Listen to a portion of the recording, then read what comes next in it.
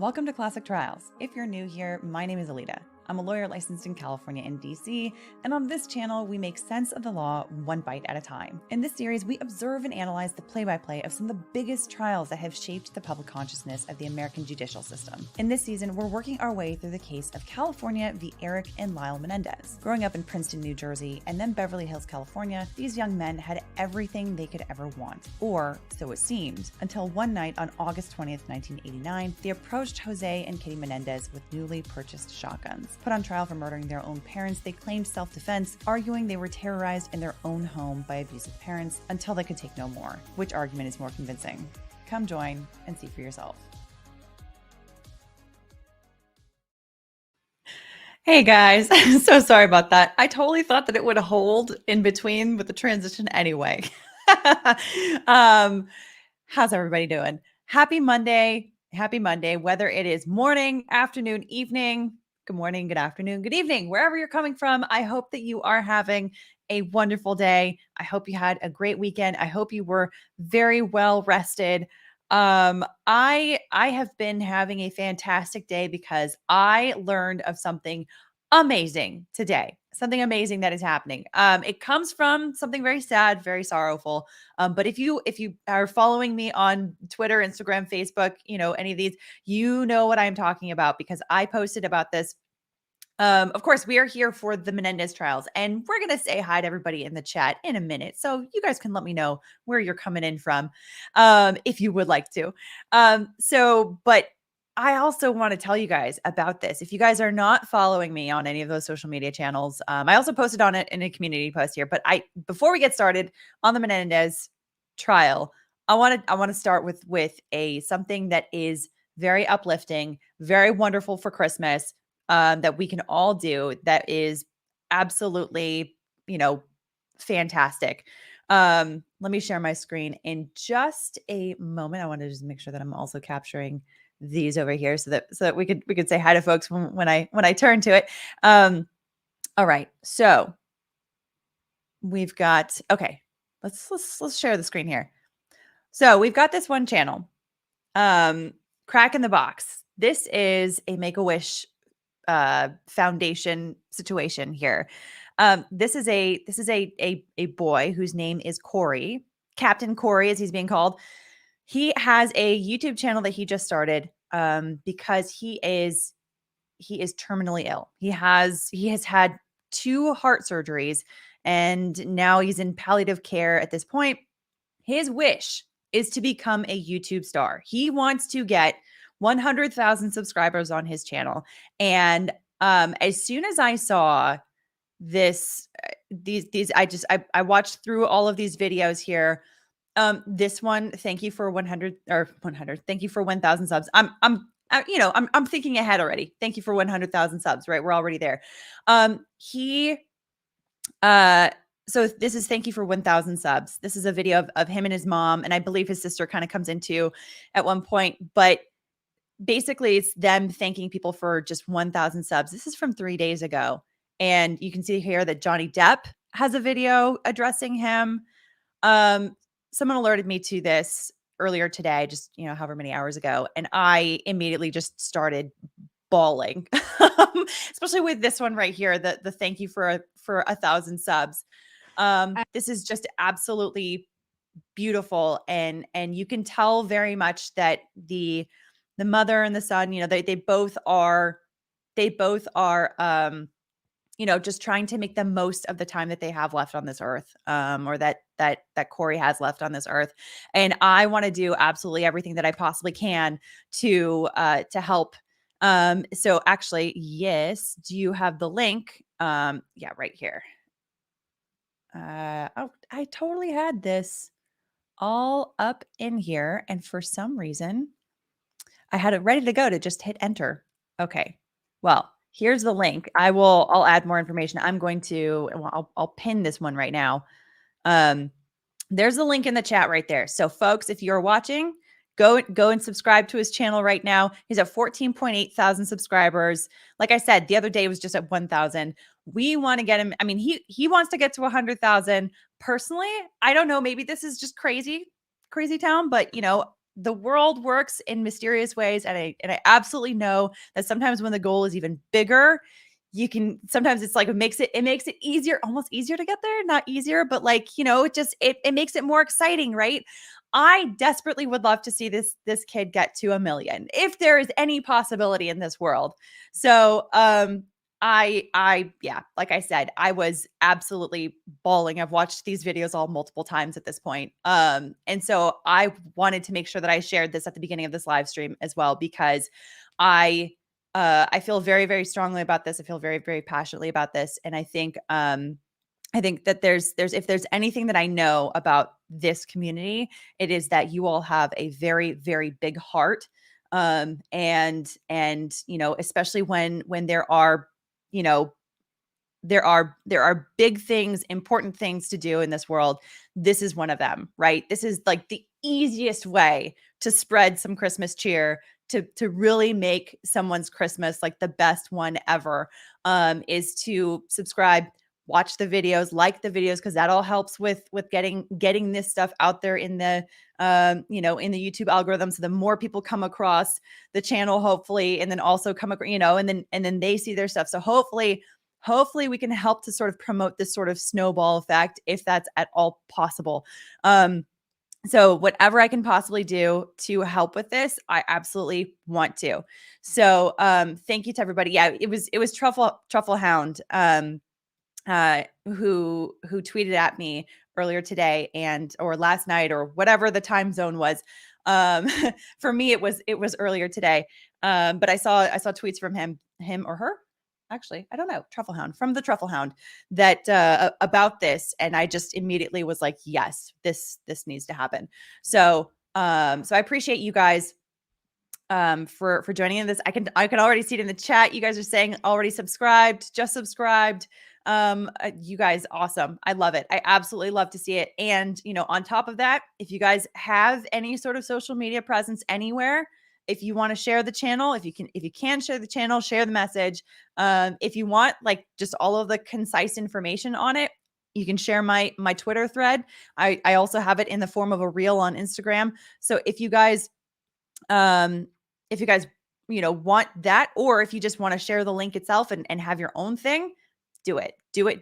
Please do, because this is something that absolutely needs to happen. I know what it feels like to have a goal that you feel like is impossible, and to actually meet that goal, because the feeling of that is just like nothing else in this world. And absolutely, Kori deserves to feel that himself as well, and so does his mom. I know that there have been many challenges in their path for all of them, in their family and their friends. And this is literally like the smallest thing that any of us can do. It costs you literally nothing. So I'm getting a little emotional about it. But yeah, so anyway, so I wanted to start with that. So thank you guys so much for helping out with that. This is a massive Christmas mission.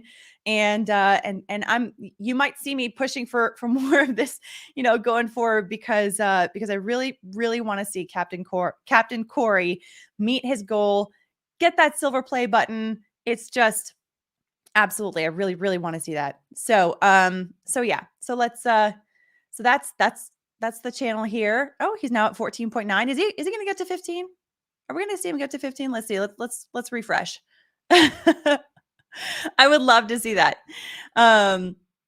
But anyway, when I first saw the channel, it was at like 7,000 subs. And so now it's more than double that. Sorry, lawyer math. So anyway, I just wanted to share that. So thank you guys so much for that. Anyway, with that, what a wonderful way to start the week, right? Is with something that can help someone, right? Because how often do we cover topics on this channel that are just tough, right? They're difficult ones, and sometimes it feels like, there's not always that satisfying win that we can get, at least, immediately. But this is one of those where like you can just do something that's really easy and feel like you've got you're making an impact, and absolutely believe me, you are when you do. So I will be sharing updates on that as that continues on and all of that. Okay. Wow.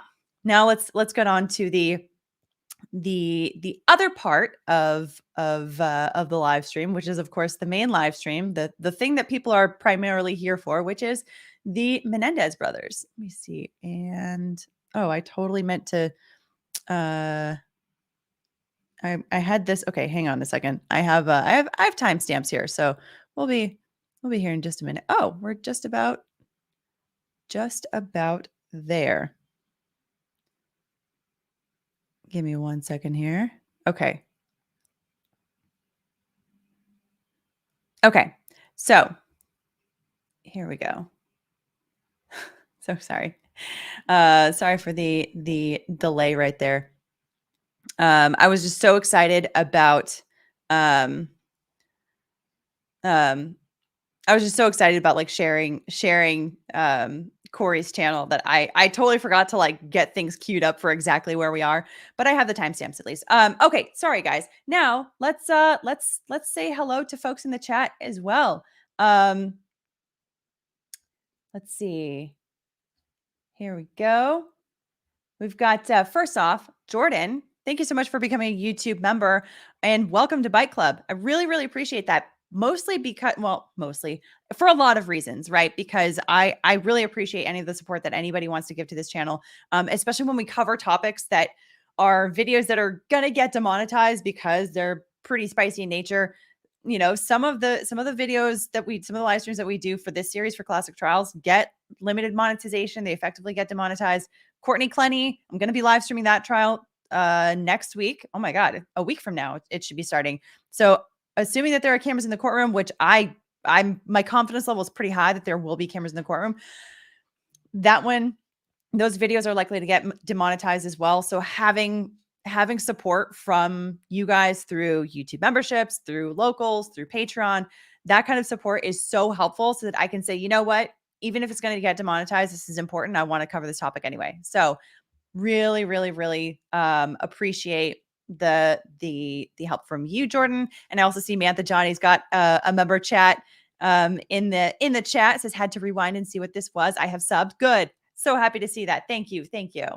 And then we've got, let's say hi to folks elsewhere as well. Has01, hello from Alberta, Canada. Oh, I hope you had a good weekend. Thank you. You too. Melissa Simuk says, hello again. Happy #Menendez Monday. Why didn't I come up with that? That's like the easiest thing in the world, right?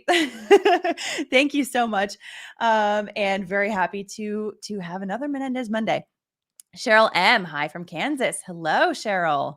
Tammy Hellowell. Hi from cold and snowy Utah. Whew, stay warm. Stay warm. I know it's getting very chilly where I'm at too.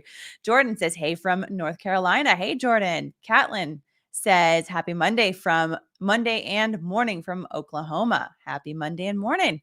Queen Bee Missy in from Illinois with a blue heart. Thank you so much. Esther Ashman. Happy Monday from England. Happy Monday. Katrina Hetherington, hello from Seattle, Washington. Hi, Katrina. Night Eyes, hi all. Happy Monday from England. Carol's got in from Wisconsin. Hi from drizzly gray Wisconsin. Well, hopefully things can brighten up sooner rather than later. Gwendolyn SS, hello from Michigan. Hi. Donna Grace joining from a very cold UK. Yes, indeed. Last when I was there a few weeks ago, it was definitely chilly. So I can only imagine it's only going to get chillier for however many months. Living life with and singing songs with Mallory. Hi from cold Utah. I have to go to something, so I'll watch what I can and watch the replay tonight. Oh, well, thank you so much for watching whatever you can. I appreciate that. Let's see. Robbie Dobby, hello from Nova Scotia. Hi, Robbie Dobby. How's it going? Aaron Morgan, hello from the UK. Henrik Ingold, hello from snowy Sweden. Hi, Henrik. We've got B. Happy Monday from Germany to you, Legalbytes. I hope you're having a good start to your week. Yes, thank you. You as well. And let's see, I think we've got some more folks in here. We've got, I already got this one. Henrik Ingold from Sweden. We've got Arto Rissanen from Finland. And all right. Let's see. Let's see. All right. And then we've got chats about this. And I do see Rachel Mills in the chat saying Courtney got delayed until March at earliest. Ugh. Okay. Thank you for letting me know. I've been looking for that kind of information just in case, because I remember seeing I do remember seeing that we've got some sorry, I'm like doing multiple things at once. I do remember thinking this is crazy that it's going to be happening during Christmas week. So if that's the case, I would much rather know now than later, because also I'm flying on Wednesday, flying to California. So I was planning on live streaming the trial from my West Coast studio, also known as my parents' house. So, anyhow, Alex, hey, from Australia. Hi, Alex. You are up late on a Monday. I hope things are well for you. Let's see. Brittany Chanel. Good morning, my beautiful people from Illinois. Let's see. And I see you, Debbie Faison Cook. I must have skipped over earlier. You said you didn't say hi to me, Alita. Upsubbing, JK. Oh, there you are. There you are. All righty. So sorry for everybody that I missed. But here's one more. Patty C, DECP Bespoke. Hello from a wet and dreary Arkansas, USA. Awesome. Hello. And I hope that you are having a great day. Okay. Let's get back into this trial. So rehashing a little bit from last week, we watched 3 witnesses testify. So there was Richard Wenskoski. We continued with his testimony. He was the bodyguard that testified that Lyle Menendez back at Princeton had hired him because he said that, he thought that it was the mob or something like that. Then he testified to Lyle Menendez buying, fancy clothes and watches and whatnot. So that was good for the prosecution, right? Because anything to make it look like, number one, he's cold and calculating and driven by money, and particularly driven by his parents' money and being able to use his parents' money, being able to own his parents' money, is that's good for the prosecution. Also, it has the added benefit for the prosecution of making Lyle Menendez look like he is less, what's the word for it? Like he's less relatable, right? That he's buying like $5,000 watches and these massive suits and whatnot. So because, that the more you can make someone seem like they are not like the jury, not like the members of the jury, the less, that they are going to be, at least in theory, empathizing with them, right? Because it's like, if you can't really empathize with them because there's just zero connection point, then you're less likely to kind of like in a gray area side with the defense. So we heard from Richard Wenskoski. Then we heard from Amanda Adams, who worked at Big Five. She was the one that sold the shotguns to presumably Lyle and Erik Menendez, right? I say presumably because the ID that was used, they had to use a California ID. They used the driver's license of Donovan Goodreau, who was a former roommate of Lyle Menendez. The circumstances of that roommate situation ending were little interesting. We'll hear from Donovan Goodreau in earnest today. We heard from him a little bit before. That was essentially a pre-trial hearing when we heard some testimony from him before. Now the jury is going to hear from him. But Amanda Adams was the one that sold the shotguns. She basically testified that she didn't have any independent recollection of who these guys looked like, or even if it was more than one person or one person. There were all kinds of pieces of information that she just didn't remember, which I personally think that she handled relatively well. That she was just like, this is like a normal transaction for me. This is what I do. I sell these things, and this was how many years ago, and nothing about it stuck out to me. So, whatever. Right. So anyway, so it was interesting, but the defense was able to poke some holes. However, Oh, okay. Rachel Mills, next status hearing is February 6th for Courtney Clenny. Thank you for that. Okay, thank you. I've got to dig into that after this live stream to figure out what I'm going to do, because actually, for me personally, that means I get a little bit more Christmas with my family. So that's good. Alrighty. Anyway, after Amanda Adams, then we heard from Glenn Stevens. Now, Glenn Stevens this was a fantastic example of how cross-examination can just dismantle a witness piece by piece, right? Because Glenn Stevens came in, and he's this guy. We're going to continue with him today, right? But he's not slick Craig Signorelli, right? Who just, even during his direct, we were like, ugh, like he is like way too slick for his own good, right? Like we were just like, there's something about the way that he's explaining these things. Like he feels like he's the star of his own movie right now in this whole production. Like that's how it felt, right? It felt like I don't know. There were too many things about his testimony that was like, ugh, I don't know. It didn't sit right with me. So I didn't particularly find him to be the best witness for the prosecution. Now, Glenn Stevens was interesting because during the direct testimony, I remember thinking, I was saying this yeah, he's smarmy. That's a good word for it. That was, yeah. So, hey, yeah, Haley Mouse, thank you. So star of his own movie is a perfect way to describe Craig. Nicole Christine, thank you. Yeah. Because right, didn't it kind of feel that way? Like anyway, back to Glenn Stevens. Glenn Stevens, during his direct testimony, I was like, hey, he seems like a good dude. Like where Craig Signorelli was like, talking about how he was supposedly Erik's best friend, didn't even show up to the parents' memorial service, like didn't really give a reason for why he didn't either. So it just seemed like that was like an open question. Like, why didn't you go? If you were his best friend, like, why wouldn't you be there for your best friend in that moment? On the other hand, then we had Glenn Stevens, who was like, yeah, I went to all the things, even though I didn't ever know his parents. I never met them personally, but I was there for my friend, right? I went to all the opportunities for like memorial service, blah, blah, blah, all that stuff. And his answers came across as very like straightforward. I really found him to be a sympathetic witness until cross-examination. And then we started to hear about like, oh yeah, remember how, one of those expensive watches that Lyle Menendez had, he had lost a watch before. So he asked you to wear one of his watches so that he had someone wearing it to make sure that he didn't lose it. Then when he got arrested, you ended up keeping that watch and then selling that watch and keeping the funds. Yeah, remember that? Cool. Great for your honesty.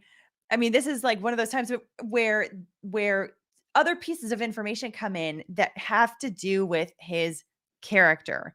I can't remember exactly if it was a Rolex or if it was another brand. I think it maybe was a Rolex. But it was, if it wasn't a Rolex, it was one of the other brands that is very expensive, like right up there as well.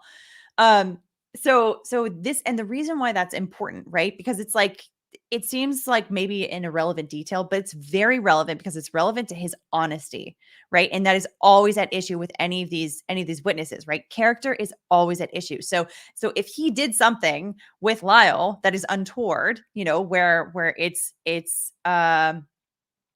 his honesty is coming into question, embezzlement or conversion of items, like anything like that. Yeah, like that's going to come in, and that's going to be an issue for that witness, right? So it was interesting to me also that came out on cross-examination too.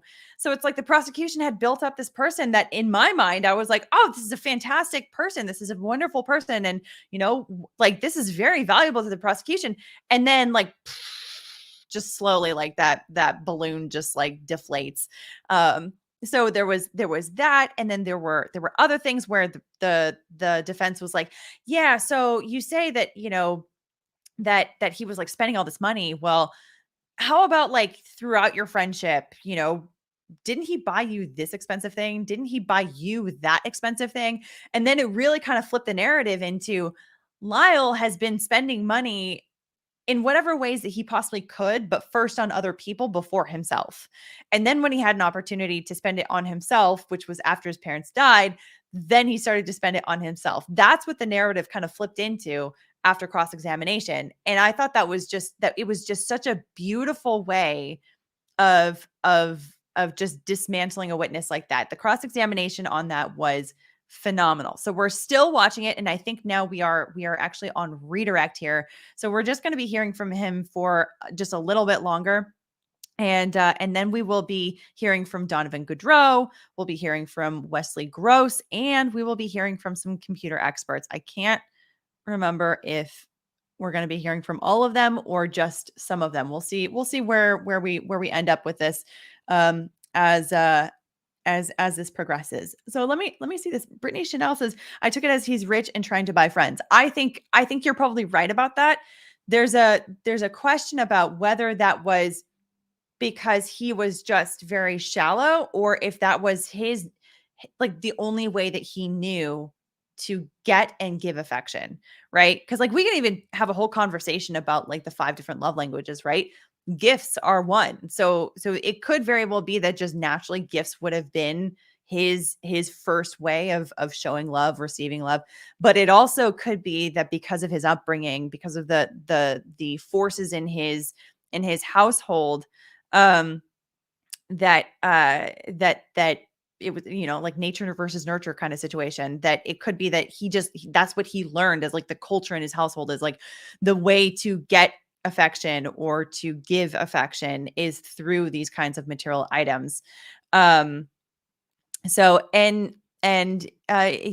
yeah, I'm completely with you that those aren't real friends if they like him for his money. Completely agree. It's a tricky way of building friendship, right? Because it means that you have friends that they may or may not be there just for the gifts, right? They may or may not be there just for the items that you are, handing out to them. And that as soon as you're either you stop giving them those things, or you're no longer in a position to give them those things, that all of a sudden they're like, bye. And that's what it seems like happened with the witnesses that we've seen so far, right? So we've heard from Glenn Stevens, the Princeton friend, right? Craig Signorelli, the high school friend. Donovan Goodreau is going to be the Princeton friend. Right? Now, whether we can fault Donovan Goodreau or not for his testimony, in the way that he gives it, we don't know yet, right? But we suspect, based on what he testified to earlier, that he's probably going to be along the same lines of, like, someone that's just like, you know what, screw you, basically. But it's going to be interesting to hear how it comes out in front of the jury for Donovan Goodreau.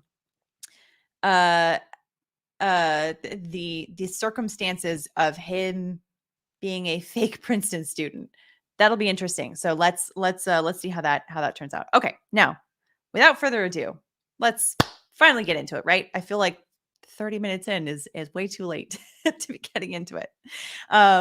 And I am totally kidding, because we've got one super chat here. CC Mills, thanks so much for the super chat. Says, thank you for supporting Kori to reach his dream and awareness for transplant kids. You're the best, Lita. Oh, thank you. I'm not doing it for super chats. I'm not doing it for, for glory or any of this kind of stuff, but I do appreciate you, your kind words, and I do appreciate your support here. But I seriously, I don't want anybody to think that that's why I'm doing it, because that's not why I'm doing it, right? I just I want to see some good in this world, right? Just like we say at the end of these live streams where we're talking about DV, IPV, SA, all the alphabet soup, right? The reason why we give an alphabet soup is usually because it's like we don't want to get in trouble with the YouTube algorithm, right? But the whole purpose of that is to make this world a bit of a brighter place, right? To bring some brightness where otherwise there could be darkness. So Andy the Kingmaker. I told LB, give me the glory. All right, Andy, you can have the glory. That's brothers for you, right? Okay. Alrighty. Okay. Now let's finally get into it. Okay. Let me know if the sound is good for you all as well. Princeton taught you? Well, okay. This was the question was asking about the keeping the watch, and then she ends with, "Is this what Princeton taught you?"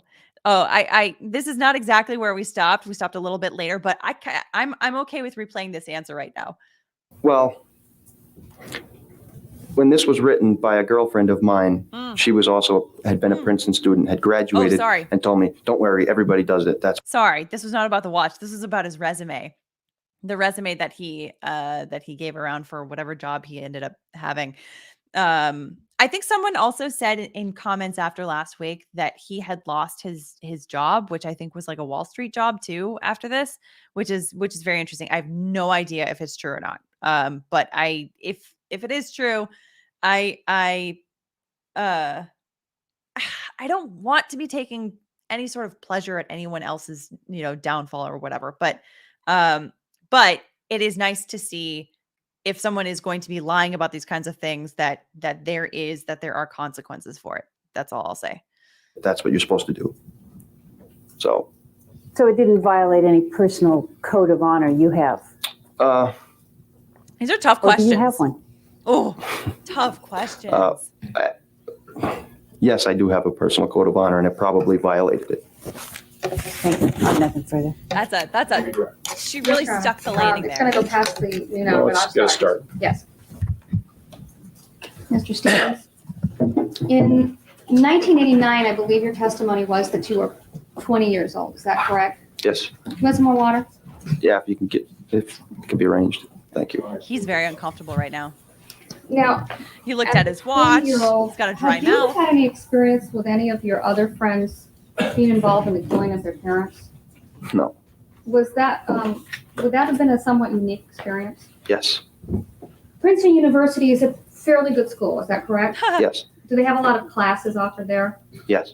Do they have any classes entitled What to Do When Your Best Friend Kills His Parents? No. Okay. Did you have any training in how to deal with the media? No. Did anyone come to you and counsel you on what to do when the reporters come knocking on your door? No. Now, I believe that you were shown some handwritten notes by Ms. Lansing involving something to do with it. You weren't as candid on camera as you would have liked to have been. Is that correct? Yes, that's correct. In what regard were you not candid with the interviewers? Well, I had been asked by Lyle's family to do the interview because nobody else was going to say anything nice about him. And they said some of his friends should stand behind him and go say something nice. So I did. And the interview immediately went in the direction of implications against Lyle's guilt. And so in what regard were you not candid with them? I was trying to direct them away from that line of questioning. Right. So I will say that this he says he now says that that the whole reason why he even talked to the investigators was because the Menendez family reached out to him and said he ought to have some friends that are standing behind him. I have to be honest with you guys. I don't know if I believe that. After what happened in the cross-examination, and I was like eating out of his hand in the direct examination, right? At this point, I'm like, I don't know if I believe you with that. Did they talk to you? I don't know. Like, are you just like a duplicitous non-friend? I don't know.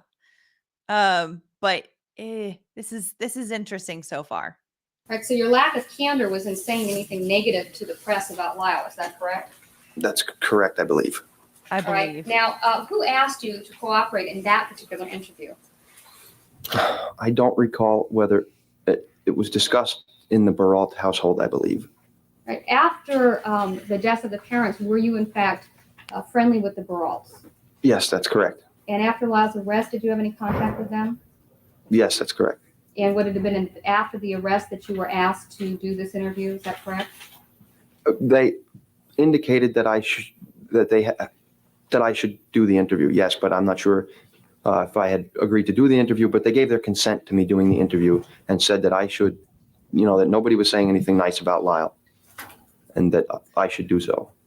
May I approach, please, Your Honor? Yes. With these handwritten notes that were shown to you, in addition to having the phrase wasn't as candid on camera, May I approach also and see what it is? Yes. And the direct Yes. attention?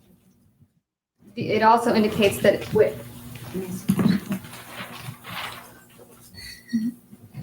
that it was a positive interview. Is that correct? Yes. And is that in reference to your testimony just now that the family wanted you to do something positive on Lyle Menendez? Yes, that's correct. Now, Ms. Lansing has made much of the fact that that you were friends with Lyle and you were providing information to the police. Is that correct? Yes. I believe I asked you if you'd ever had this happen before. How did you feel during this period of time? Like I said, I was going through a period of depression, and it was a very difficult period for me. All right, with the fact that, well, let me ask you this. After the parents were dead and you started spending time with Lyle again, did you renew some of the feelings you'd had for him in the spring of 1989? I would object, that's leading and suggestive. Overall. Can you repeat the question? The spring of 1989? Okay, He's flustered. The dates Do you have again. a problem with dates? Yeah. Well, just that I took a year off, so sometimes I get Okay. confused about the dates. The spring of your freshman year, Mhm. you were close with Lyle. Yes, that's correct. His parents were still alive. Yes. You liked him, Yes, that's correct. and you considered him at that time to be your best friend. Yes, that's correct. During the summer, you had little contact with him, correct? That's correct. When you saw him after his parents' deaths in the fall of '89, which would have been the fall of your sophomore year, Mhm. did you continue to have the same sorts of feelings for him that you'd had in the spring? Yes. Did he also behave in a way that you found noticeable or different? Yes. And that was after the deaths of his parents? Yes. Did you have any problems with your feelings for him versus how he was acting? Yes. Right. Now, I believe you indicated he had been condescending to you. Is that correct? Yes, that's correct. That was after the deaths of his parents? Yes. In what ways was he condescending to you? He just he scolded me on occasion like I was an employee, and he was just very condescending to me. He had obtained this swagger and this arrogance, like I said, and it was very disturbing to me because it very often was directed towards me and others around us. Did you have any kind of struggle with what you felt for him before and what was going on? Well, yes, I immediately started to think to myself, well, who knows how people react after their parents are killed. Hey, now, did you ever try to, well, I guess you're just saying, did you try to rationalize his behavior? Yes, very often.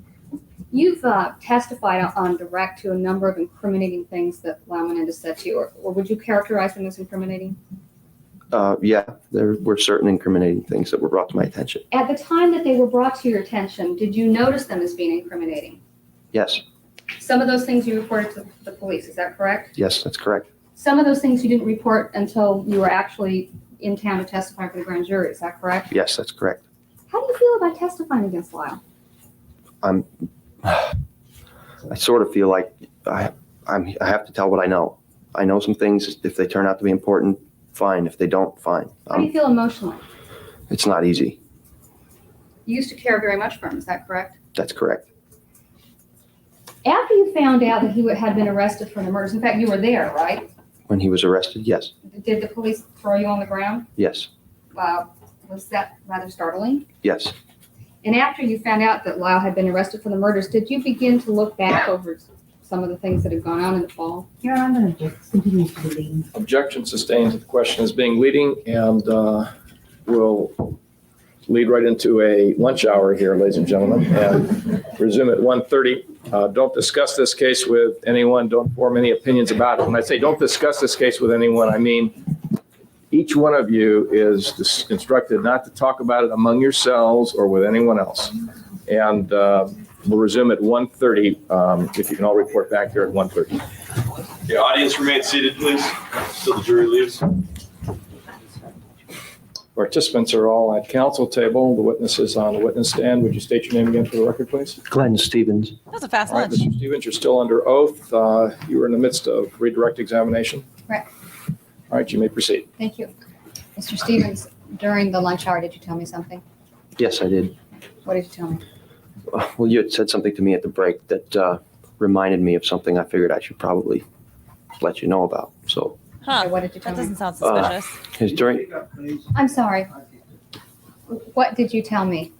like I said, during the Why don't break, you turn on that microphone? It is on. Okay. Elaine. you No. said, Pardon me. I'm going to go stand at the where the other mic is. Does that broadcast in the courtroom you're in? Yes, that's a Okay. public address. All right. Now- So I will say, these situations, they suck. Whether it's a deposition or trial or hearing or anything. When you have a witness that comes up to you and says, "Oh, I just remembered something," especially after they went through a tough round of questions, this may or may not end up getting picked up by the jury. We'll see if this looks like, "Oh, I just happened to remember this thing that I now have had time to think about, that I can put things together, that I really want the jury to know," or if it legitimately was like, in the stress of the moment, I totally forgot about this thing and I think it's important for the jury to know. There can be a difference between the two. But I will say, like I said, my attitude towards this guy has completely changed. So I am now highly suspicious of this whole, I just remembered over the hour and a half lunch break kind of explanation for him to start off, and especially because in this case, he's allowed to talk to the prosecution, which is, generally speaking, I have never heard of that in other trials. At least like today, none of the ones that I've ever had any sort of connection with. It's normally like, Gina Deuter's getting caught seeing trial clips or getting caught, or at least testifying to saying that she saw some clips, which, later on down the line, I remember thinking, did she mean maybe stuff from the UK trial or this trial? Like that was never clarified, but it was a very swift decision to say, nope, you're out.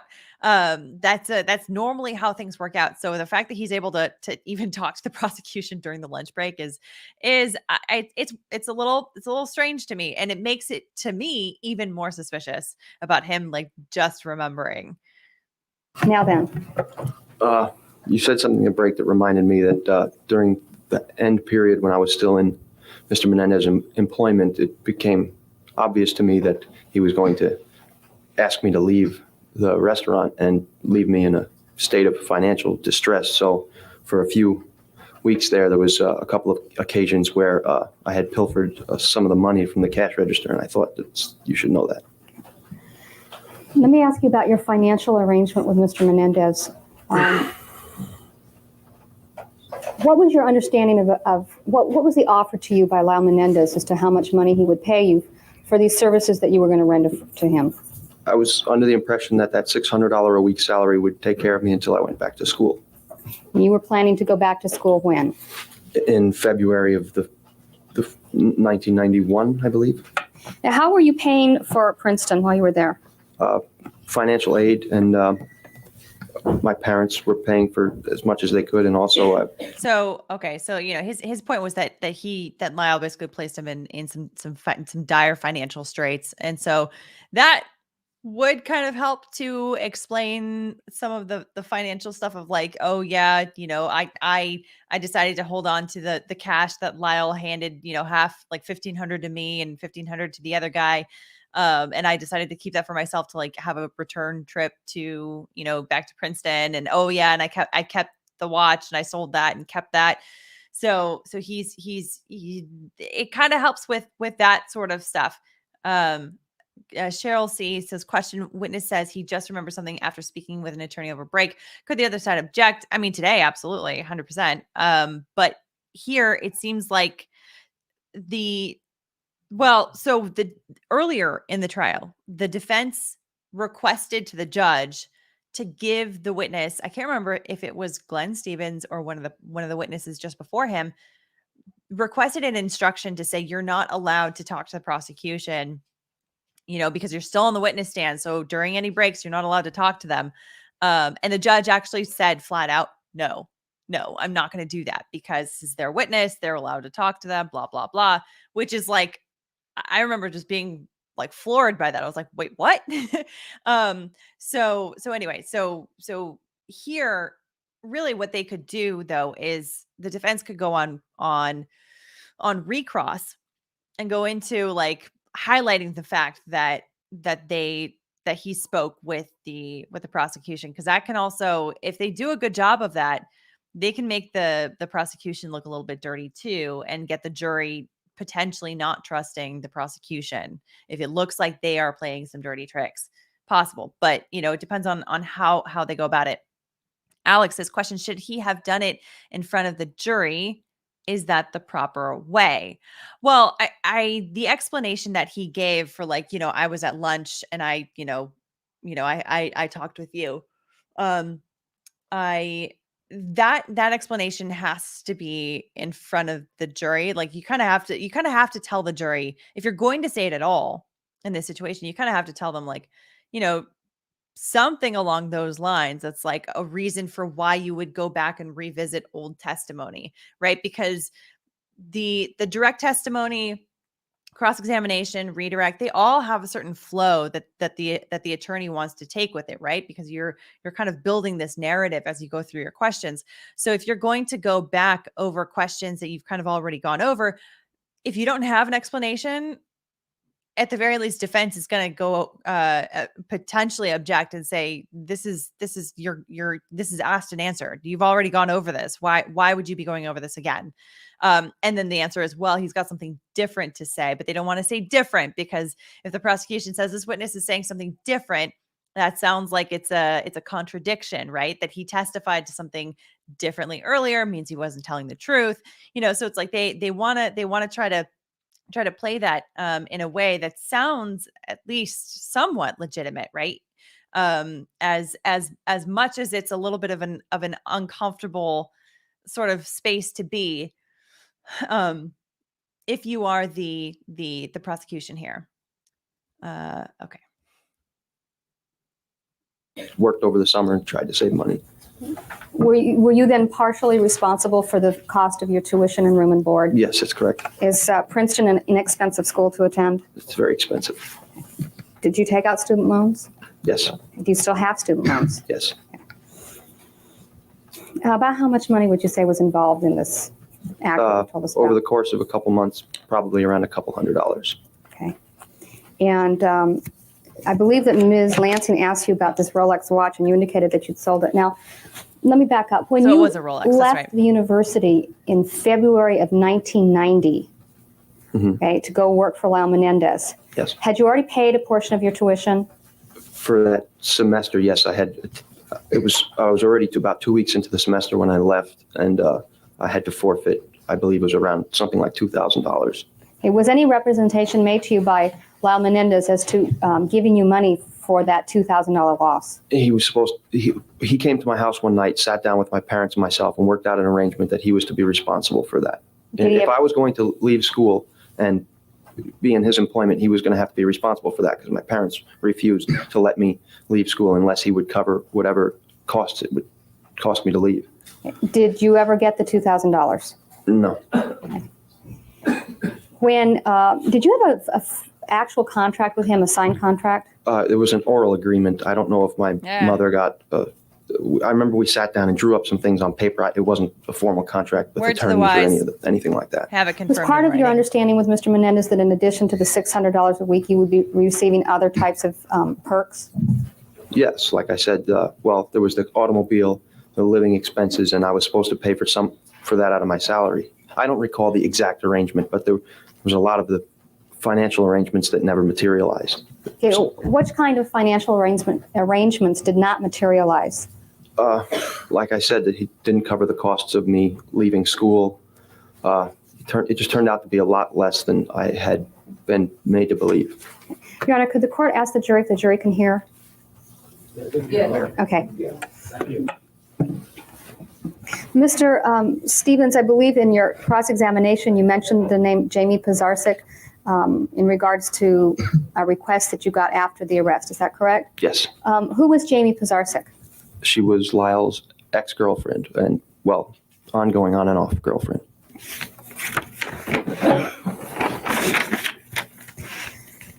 After Lyle Menendez was arrested in March of 1990, you continued to work for him. Is that correct? Yes. Why did you continue to work for him? Well, I thought it was that I should give him the benefit of the doubt in the case and that we had made an agreement and I needed to for financial reasons. It was my job. Did you need the money? Yes.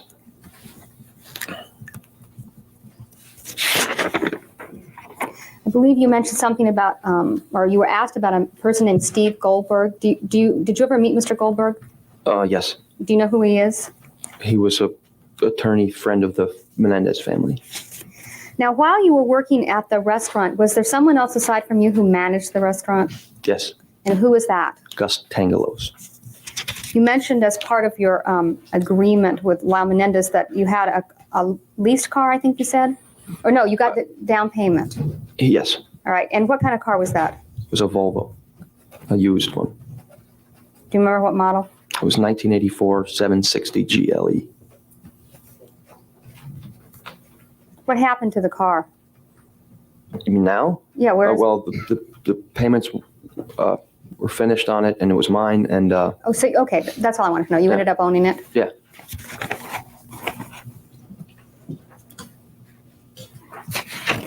Hayden Rogers was mentioned several times. Could you tell us who Hayden, I think you did tell us. Hayden Rogers was a friend of Lyle's, is that correct? yes, and Could you also of mine. Okay, could you give us a description of Hayden? Physical description? Sure. It's about 6'5", 260, 70 pounds, something like that. 6'5"? Just about. After Lyle's arrest, were you angry with him? Not immediately. As it became obvious to me that the boys might be involved in the killings, I got very angry at him, to be honest. Now, you were asked about this person, Mr. Salerno. I think the nickname was Fat Tony Salerno. Yes. Have you ever met Mr. Salerno? No, I have not. Now, I think you indicated he was a friend of your grandfather's. Is that correct? Yes, that's correct. Right. And so you were never taken to visit this man when you were a little kid or anything that you remember? No, I just heard my father talk about him as Uncle Tony, and he had mentioned what he was reputed to be on several occasions. And for a while, I was actually under the impression that he was actually an uncle of my father's, and I've since found out that that wasn't true. He just called him Uncle Tony because he was close friends. Okay, and you weren't alive when your grandfather made friends with him, were you? No. Okay. I have nothing further of this witness at this time. Any recross? Right.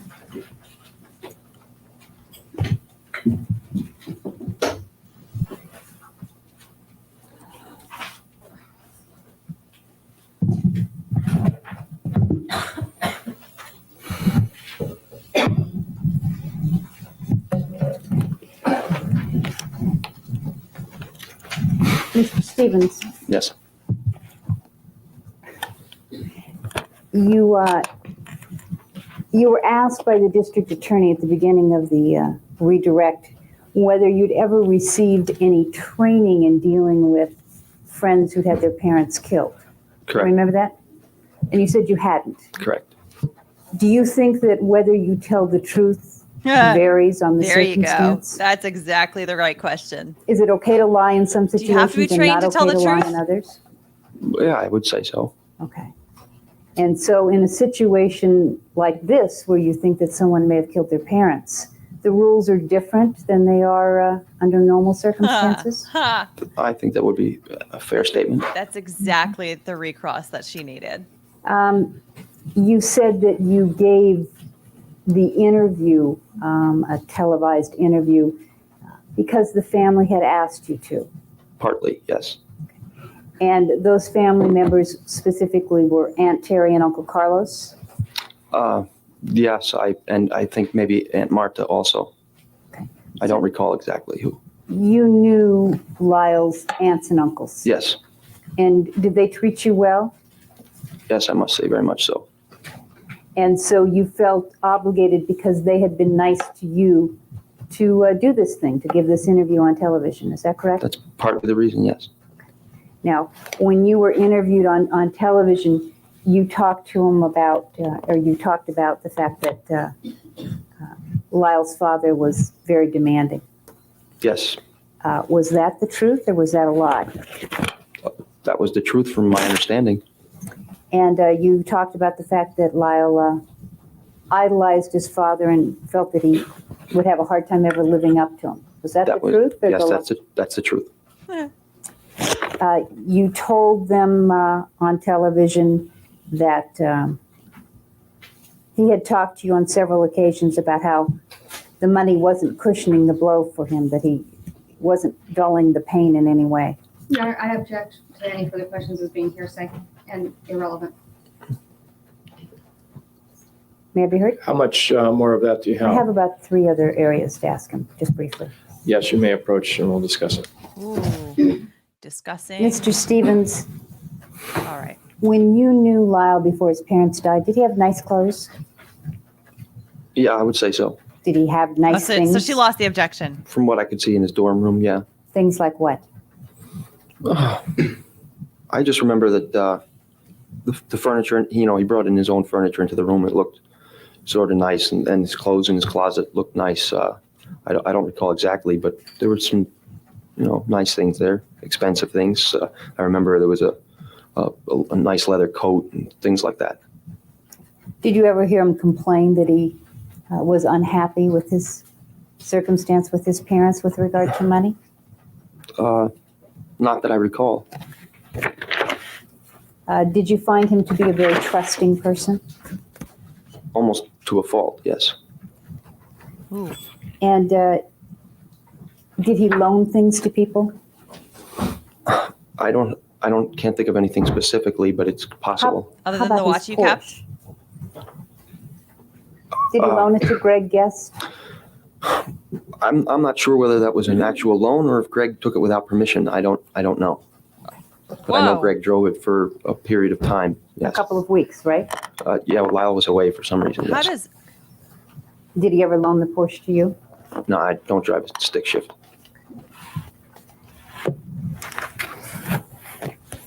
You told us that you left school in part because of this depression you were experiencing. I'm sorry. When I was studying abroad in Rome during college, I found out that one of my roommates was like using my straightener when I was away. And she just and she would like eat my food in the kitchen, like the snacks that I bought and whatnot. And like that was enough for me to be like, you know what? Screw you. You're taking advantage of me and you're like doing this stuff behind my back. That was enough for me there. And yet Lyle was like, oh, Greg took my Porsche. Okay, I guess that's just what friends do. like that seems like somebody who definitely was overly trusting of his friends. Holy crap. I mean, I'm still not 100% on whether I think this is like murder or self-defense, like some expanded self-defense, right? But as far as like the dynamics between like Lyle and Erik and their friends, I feel like they both like had such a like shrewd and cunning father that like somehow they just ended up with like such like little life skills to be able to like detect real friendships and to be able to understand like when somebody's manipulating them and taking advantage of them. It's wild. Okay. Anyway, I had to share that because I was just like, wait, what? A Porsche? And yeah, I see it in the chat. Folks are like, sometimes it's like when you have big money, right? If you have big money, it might not be that big of a deal. I mean, I completely understand that. Yeah, but I had enough money for snacks. Maybe not that much. Like I was definitely pinching pennies in college to study abroad, but like, I don't know. But anyway, so yeah, Glenn did just say that Lyle was trusting to a fault. That is what he said. Your everyday sheep. But so that's also another like interesting comment that he made that comes out Wonder if the jury like hears that, picks up on it, because that to me seems like yeah, this is someone who's I don't know. It just it introduces another layer of Lyle at the very least, like not being this like cunning, dark, like cold, evil person, right? Okay. Anyway, let's continue on. Experiencing, is that correct? Yes, that's true. Were you taking any medication for that depression? Actually, yes, I was. What kind of medication were you taking? It was just a prescription antidepressant. I think it was called Elovil. And for what period of time were you taking that medication? I don't exactly know. A couple of months, maybe. Are you still taking it today? No. And did you have any side effects from that medication? Yeah, things like dry mouth and sometimes difficulty sleeping. Did it affect your ability to remember things or to understand what was going on? It actually was given to me to help me in that regard, to help me concentrate better, and it seemed to work. Yeah. You told us that your resentment of Lyle was focused to a large degree on the fact that he treated you like an employee. Is that right? He was his Yes, employee. that's prior to actually being an employee. Okay. Oh. And you But then why wanted did you become to his be employee? treated like a close, trusted friend. I'm sorry, but then why go and become his employee? If that was before anyway. Okay. Is that right? Yeah, that's correct. And you saw him treat other people as closer friends than he was treating you. Is that correct? At that time, no. I always felt that he had a special thing for Donovan. They had a special friendship. Yes, but Donovan was gone by the time he started treating me poorly, I felt. Donovan was gone because you and your friends had convinced Lyle Yes, that he should go. yes. You said that you knew Jamie Pizarczyk. The name came up. Yes. And how long had she been Lyle's girlfriend? Do you At know? what time are you Well, talking do about? you know how many years the relationship spanned? I was only aware of a relationship between Lyle and Jamie Pizarczyk when I first met him. They were sort of on the rocks. They were dating. So, and up until at the time of the arrest, he was dating her again, but they had broken up for a period. I don't know much about that relationship. Did they go back together again after his parents' death? Yes, And that was during a period of time you were spending time around Lyle. Is that correct? yes. You said that Mrs. Bozanich had said something to you in the hall which made you Well, think that right here. Right, it was in here. Okay. Yes, that you should volunteer this information about having stolen the money? yes. And what was it that triggered that memory? Of She having was stolen the money. referring to the That was it. It was interesting because the way that she asked the question is, it was volunteering information about you having stolen the money. And she has him adopt her framework. So he just says yes. In other words, he whereas another witness who's a little bit more feisty or who's a little bit faster on the uptick would have heard that and said, when they would have corrected her with their own framework, right? They would have said something like, well, when I did what I needed to do in a desperate situation or something along those lines, right? But he was just like, yes, yeah, when I stole his money. But it's good on the defense attorney here for getting all of that out and saying, like, using the spiciest language and just saying, like, yeah, when you stole his money, right? the questions about the accountant and the accounting thing. And she said something, well, do you think they're asking you that because of stolen money from the register? And I thought about it and I said, no, I don't think so. And then I recalled the couple of incidents that occurred later on in employment. Okay. You would take money out and write IOUs sometimes, wouldn't you? IOUs, And put them in the cash register when you took money? Wait. that could be correct. I don't recall. And other times you took money and didn't write IOUs, is that correct? No. Yeah, well, I just admitted to that. Right. And are you aware that after you took control of the But it was good that she said it anyway, because he's like, yeah, I just admitted to that. Because if a juror is not exactly paying attention, they may have lost the line, the through line there of like what it is that they're talking about. But you can see the attorney right here. She's like, so there were times when you put in an IOU and took money out of the register, right? Yep. And there were times when you didn't put in an IOU and you took money from the register. And he just says, yep. So that was like the simplest way to get that in front of the jury right there. restaurants, the reported daily receipts went from $1,800. Excuse me, that calls for hearsay, Your Honor. I'm asking if he's aware. After he left? No, after Mr. Menendez was arrested and Mr. Stevens was running the restaurant. That's the period of time I'm directing my attention to. Right, what was? Your Honor, I forgot calls. the question. Thank you. Are you aware that after Lyle Menendez was arrested and you were now at the restaurant without him, the daily receipts went from $1,800 per day to $500 per day? I wasn't aware of that, no. This was during the time that you were taking money? No, The taking the money came later. yes, And you felt that Lyle owed you the $2,000 because of the agreement he'd had to pay for that. Is that correct? yes. And so you felt justified in taking the money on your own. I never felt justified in taking any money. I just took the money because I got vindictive.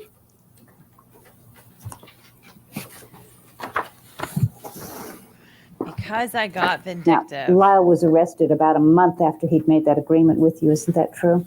Yes, that's correct.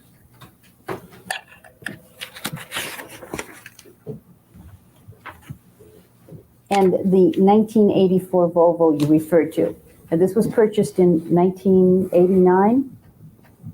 I Is that don't correct? know the date. Well, it was purchased before his arrest, which was in March of 90. Is that correct? No, I don't think so. I believe it was purchased after the arrest. And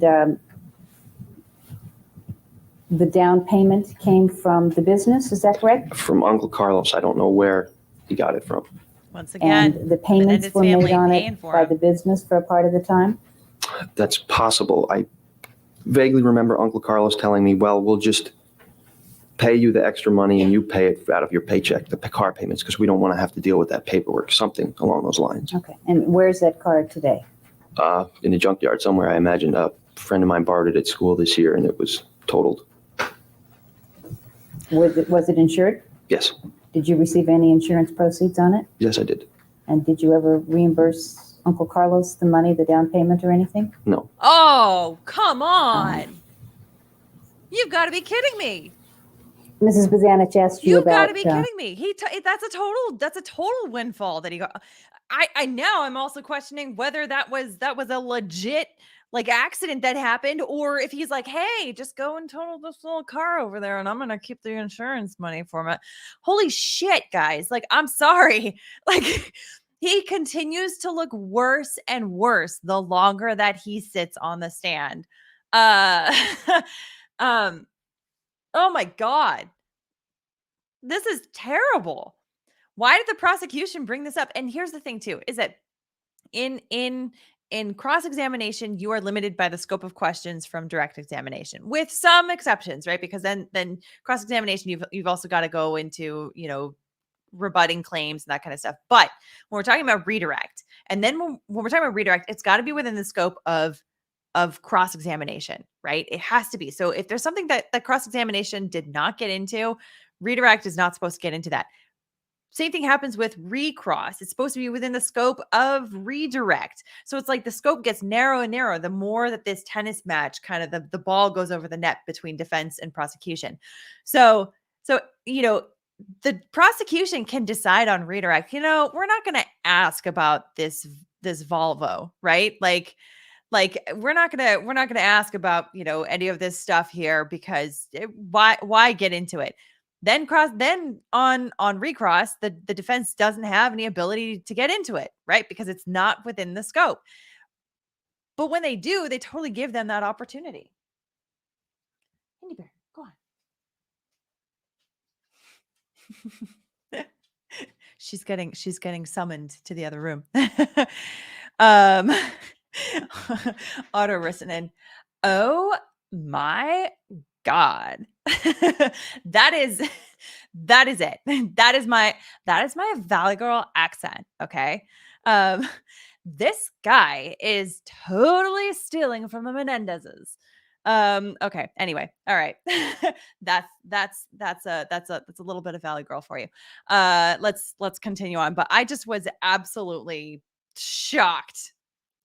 I was shocked. Oh, and Debbie Faison Cook wants to know, why is this relevant? And I know you had a similar question earlier. I saved it, but I guess now I don't need to answer because it's the same question, right? Is the reason why this is relevant is because it all goes to his honesty, right? It goes to his honesty. So character is always at issue for every single witness, right? So if they have lied about something or they have given some other statement in the past that is different, that is at issue, right? Because then it shows the jury this is somebody who has not been fully honest about certain issues in the past that are, related to this stuff. At the same time, it also makes it look like this is a guy who is willing to be on the take from the Menendez family so long as it suits him. But the moment that he sees that there's any sort of writing on the wall, it's like rats leaving a ship, right? Like that's because it makes him look like somebody who's less credible because he's just there to be helpful to the Menendez so long as they are, scratching his back, right? So you scratch my back, I'll scratch yours. So yeah, so that's basically it. And Arto Rissanen, you're welcome. You're welcome. Okay. All right. Let's continue. Uncle Tony Salerno. Mhm. And is he alive now or is he dead? I believe he died in prison last year. And how long was he in prison? Objection irrelevant. Your Honor, she's asked if he ever met him. That's the basis for those questions. Objection irrelevant. Still sustained. I mean, fair. You- It's not Excuse me a really. minute. Yeah, that's the last one. Just for clarification, I had asked you a number of questions this morning about what you called embellishments. Mhm. Do you remember that? Yes. Can you tell me, one of them was you supervised 5 employees and you claimed to have supervised 20. You called that an embellishment. Is that correct? Yes. Objection beyond the scope, Your Honor. I just would like him to define the term, Your Honor. I forgot to do that All right, we're before. not going through the No, litany again. we're not going through the Okay, litany. you can ask the question. Yes. Can you tell me what your definition is of the word embellishment? It's like when you put rhinestones It's on an jeans. over-exaggeration. That's my definition of it. Is it the same as a lie? Oof. Sometimes they Ooh. can be the same thing. Thank you. Oh God, that is so painful. You make him just like fill in the definition of embellishments and lies and I just like, because even if he agrees or disagrees, it's just, it doesn't matter what he says. That is like putting that in front of the jury and either watching him squirm or watching him squirm. Like whether he agrees or disagrees, whether he says yes, an embellishment is a lie, or no, an embellishment is not a lie, or not necessarily, or what have you. You know what I mean? Like, oh my God, she is so good at getting this witness. Not every attorney is lined up well or well suited to match up against every single witness. But this for the defense was a phenomenal matchup, and it feels like a knockout KO here for the defense.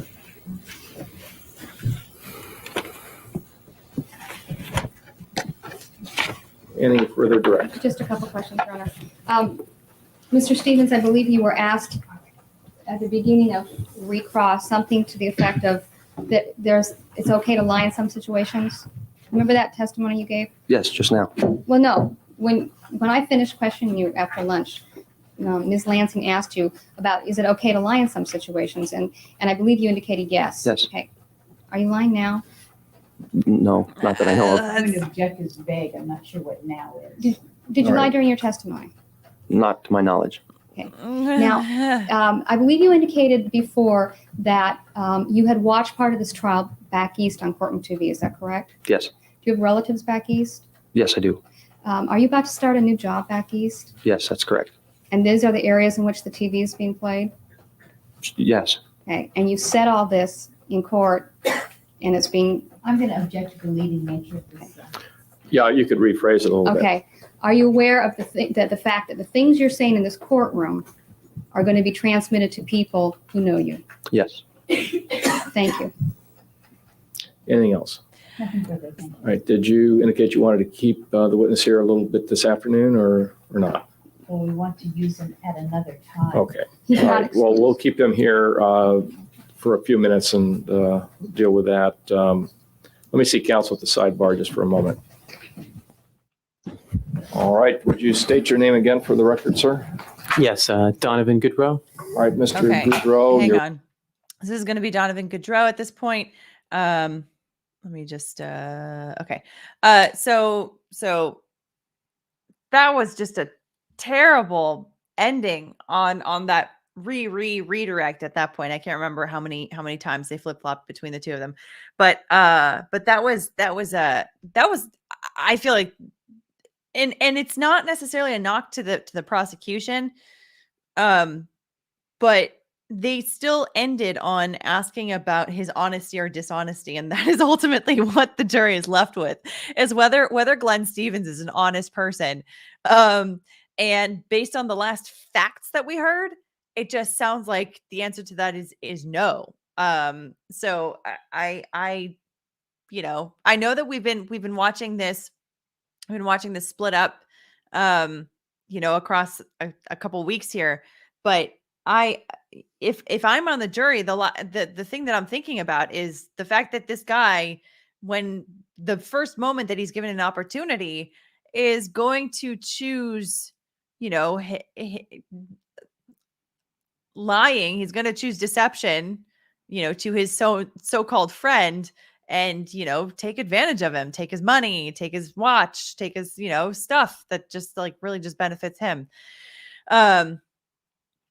Malachi, what facts? I'm talking about the pieces of dishonesty that we went through, right? The Rolex, the fact that Lyle had given him cash to give to someone to help him out for the fact that he was about to get arrested, the fact that the freaking Glenn Stevens, how he had the car that was pretty much paid for by the Menendezes, that he was supposed to be making payments back to them. Then it got wrecked, and he ended up just keeping the windfall on that, just taking the insurance money from that. Those kind of facts are what I'm talking about. All right. Okay. Let's continue on then now with Donovan Goodrow. You're still under oath in this case. You understand that? Yes. Okay. There's an examination by the defendant, Lyle Menendez. Okay.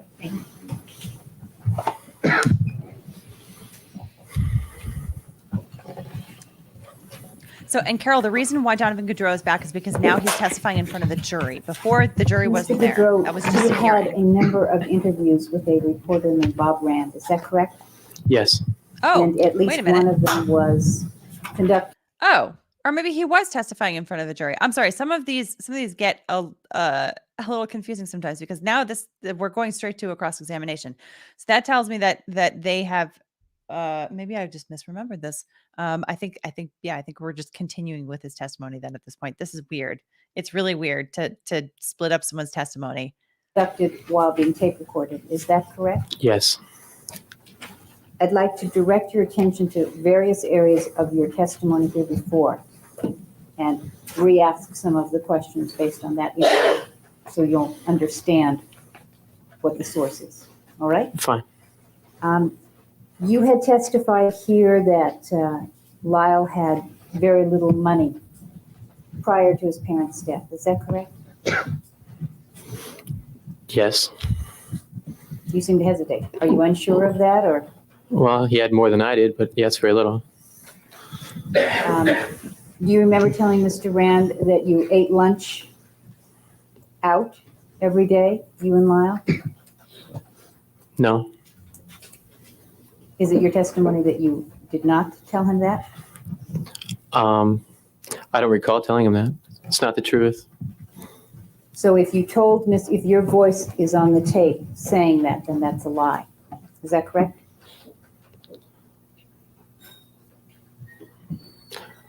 I don't think I could remember why I would say we ate lunch out every day.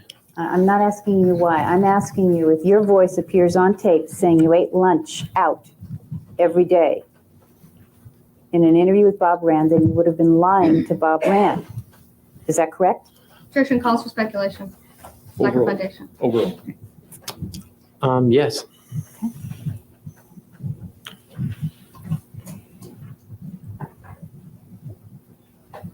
You told us here the other day that Lyle did not pay the bill for you, pick up the tab very often. Is that correct? No, he picked up the tab. Regularly? Yes, he did.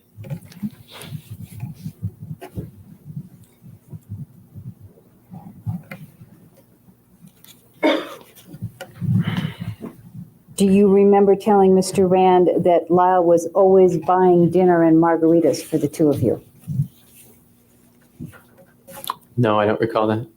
Did Lyle buy dinner and margaritas regularly for the two of you? I can only recall eating there once with Lyle, and whether or not he paid a check, I cannot remember. So if your voice appears on that tape saying he was always buying dinner and margaritas, would you have been lying to Mr. Rand at that time? I have no idea. Well, do you think your memory was better when you were interviewed by Mr. Rand, or do you think you just told different stories? I think I can't recall. I don't remember exactly how or why I said that. Well, would you have said it if it was false? I'm not sure under the circumstances. So you might have said it if it was false? Ooh. I may have not wanted to imply that Lyle was buying me dinner all the time, sure. No, but you told him that he was buying you dinner. Lyle may have purchased dinner at this restaurant, but whether or not I said it on the tape, I can't recall. No. What I'm asking, you said, assume you said on the tape, Lyle was always buying me dinner and margaritas. My question of you, is that true? Was Lyle always buying you dinner and margaritas? Is that true? No. Okay, so you would have been lying to Mr. Rand if that's on the tape. Objection argumentative. Overruled. Yeah, you can argue a Yes. little bit on cross. All right.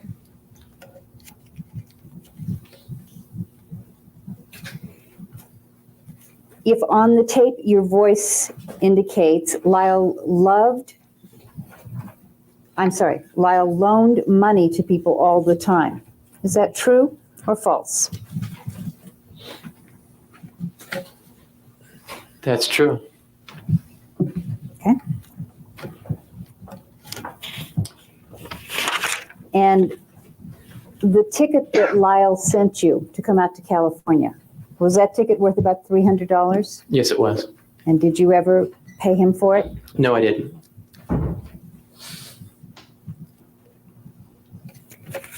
Do you remember at this time whether both his father and mother called the morning that you had to leave that dorm room? Do I remember which one of the two called? Or do you remember if it was both? I do remember someone called. I think it was his father.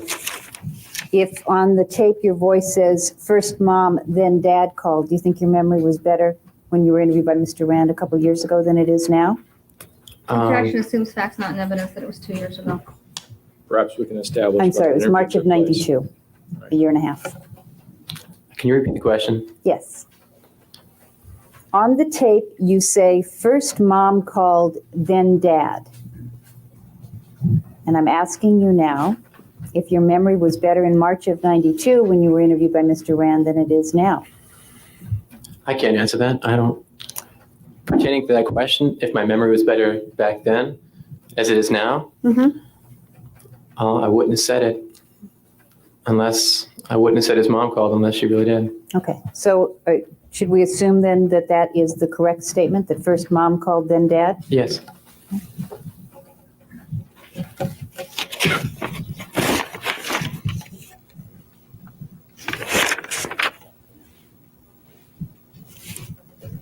Did you fly first class when you flew home with Lyle? No. Do you remember telling Mr. Rand that you flew first class coming back from Los Angeles? I think I used first class in a figure of speech. What? What figure Well, we of always speech went, is- everywhere we went was first class. And did you have the money to go everywhere first class, or did Lyle have the money? Neither Lyle nor myself had the money at the time. So how did you go first class? I just answered that. We always traveled well. We had his father's car out in Los Angeles, and we traveled on the planes. There was no one seating. It was a red-eye fly back, so there was no one sitting anywhere, so we went up sitting in a better section. Okay. But when you did things with Lyle, I think you said you always did them first class in terms of just a general characterization of his lifestyle? Yes.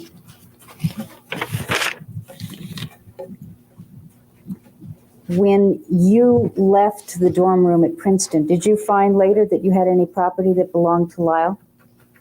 Ooh. Yes, I did. And what was that? Sweater. Did you ever make any effort to return the sweater to him? I attempted to call the dorm room afterwards, but not to return the sweater. No.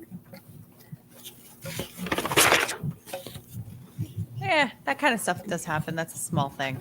Did not you a borrow Rolex, right? $400 from Lyle?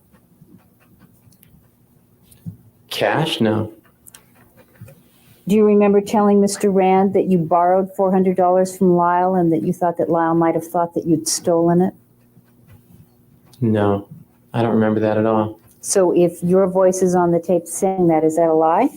Or do you think your memory was better then? Objection argumentative. Rule. I'm having a tough time answering these because these questions were asked a long time ago. I understand that. But there is a tape recording in which your voice appears saying that you borrowed $400 from Lyle and you thought that Lyle might have thought you had stolen it. Well, I'd have to understand the context of why I said that. It might help me remember whether or not I was referring to the plane ticket and an additional to something else. Well, the plane ticket's $300. Okay, so we're I'm talking. aware of that. Okay, so now, do you remember borrowing $400 from Lyle on more than one occasion? I don't remember borrowing $400, no. So if that's what it says on the tape, then that would have been a lie? I can't answer that. I have no idea if it was a lie or not. I don't remember borrowing $400. Do you think that when you told Mr. Rand it might have been the truth and your memory was better a year and a half ago than it is now? I can't answer that. Same answer as last time.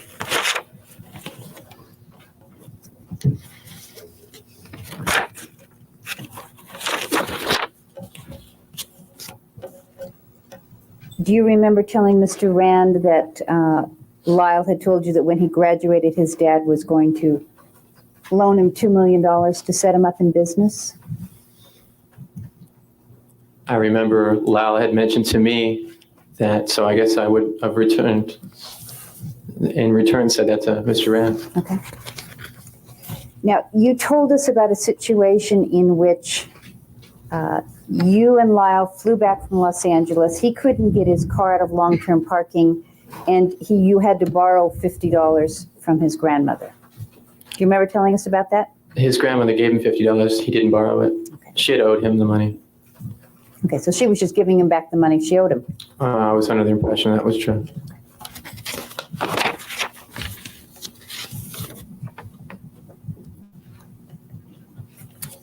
That's all I have at this time with this witness, Your Honor. Any redirect? No, Your Honor. All right.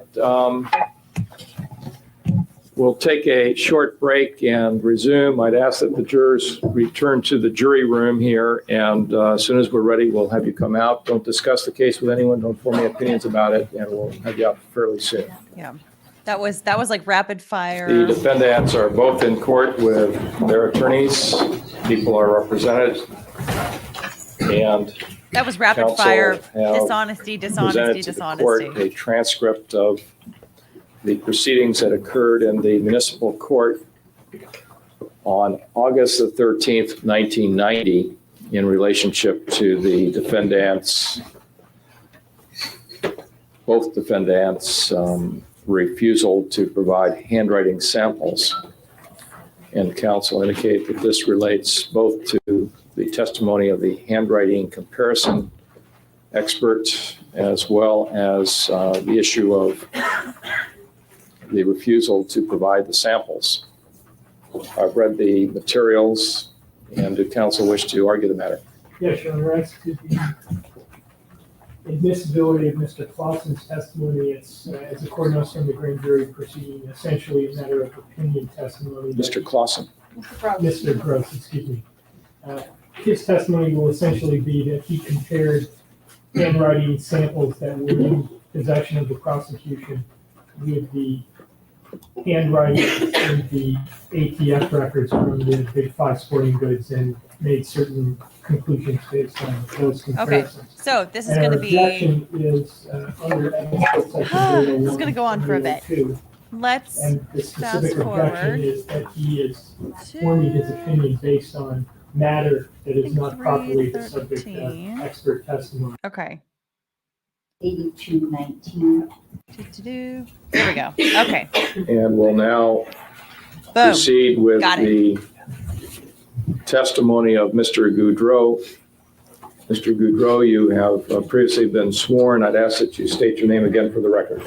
Donovan Goodreau. All right, Ms. Lansing. Thank you, Ryan. Mr. Goodrow, you told us when you testified the other day that you had no contact with Lyle Menendez from the day you left the dorm room until you received a letter from him just a few weeks ago. Is that correct? Yes, it is. And, Your Honor, may I approach the witness? You may. I would ask you to look at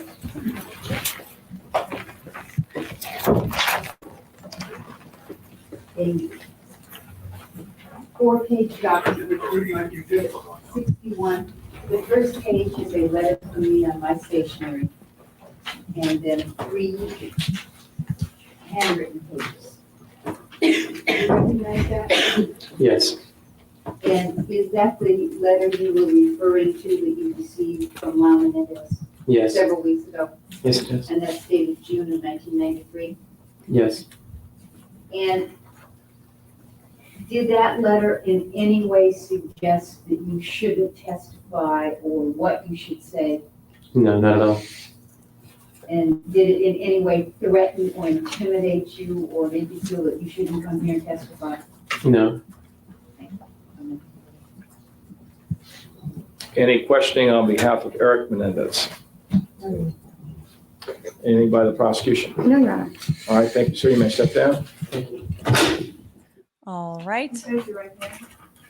Do you solemnly swear that the testimony you may give in the cause and authentic before this court shall be the truth, the whole truth, and nothing but the truth, so help you God? Yes, I do. Please take the stand and state your name for the record.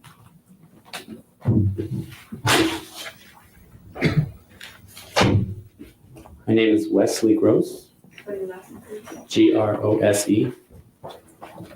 Grose. Mr. Gross, what do you do for a living, please? I'm employed by the LA County District Attorney's Office as a forensic document examiner Ooh, How long forensic have you been document self-employed? examiner. for the past 7 years.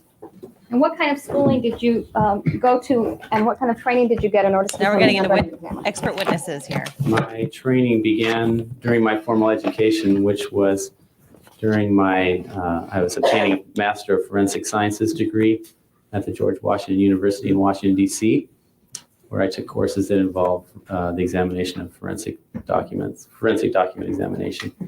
Following my schooling, I did an internship with the United States Secret Service in Washington, D.C. with the Forensic Services Division, where I worked with 8 different forensic document examiners, examined mostly handwriting on treasury checks and threatening letters to the president. And then following that, I accepted a position with the County Auditor Controller's Office as a document examiner, where I worked for 2 years and completed my training there under the supervision of another document examiner. Look And at then I that came to the tie. DA's office.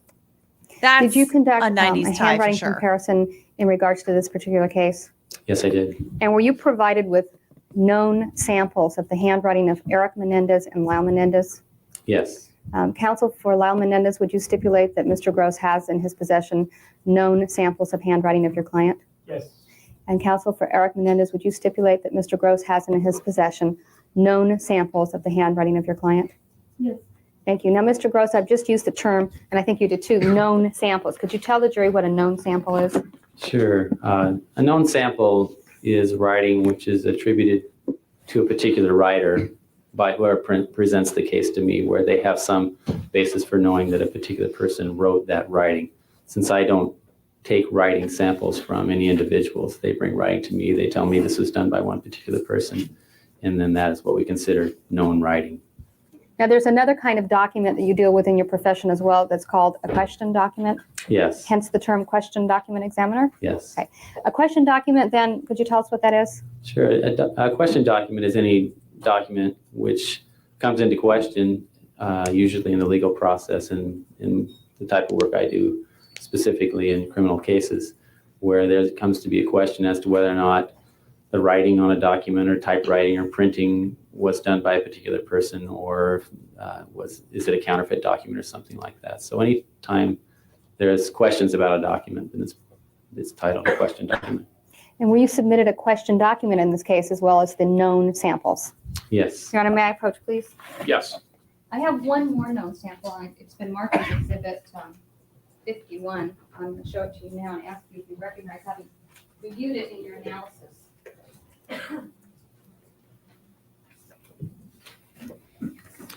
Yes. And for the record, 51 are the signatures of Mr. Donovan Goodreau, which resembles some sort of medical chart. Anyway, Your Honor, I'm going to. I have here exhibit, I believe this is 53. I'd like to ask you if you recognize the blow up of what you used to work with. Yes. You worked with the smaller original forms, is that correct? Yes. Now, when this was submitted to you, which portion of this document 53 was considered the question portion, if you recall? Only the signature. Okay, and on this page, the signature appears to be marked with a yellowish pen. Yeah. Yes. In addition, were you asked to try to determine the origin of two other signatures which appear to be the same name? Yes. The other 2 pages?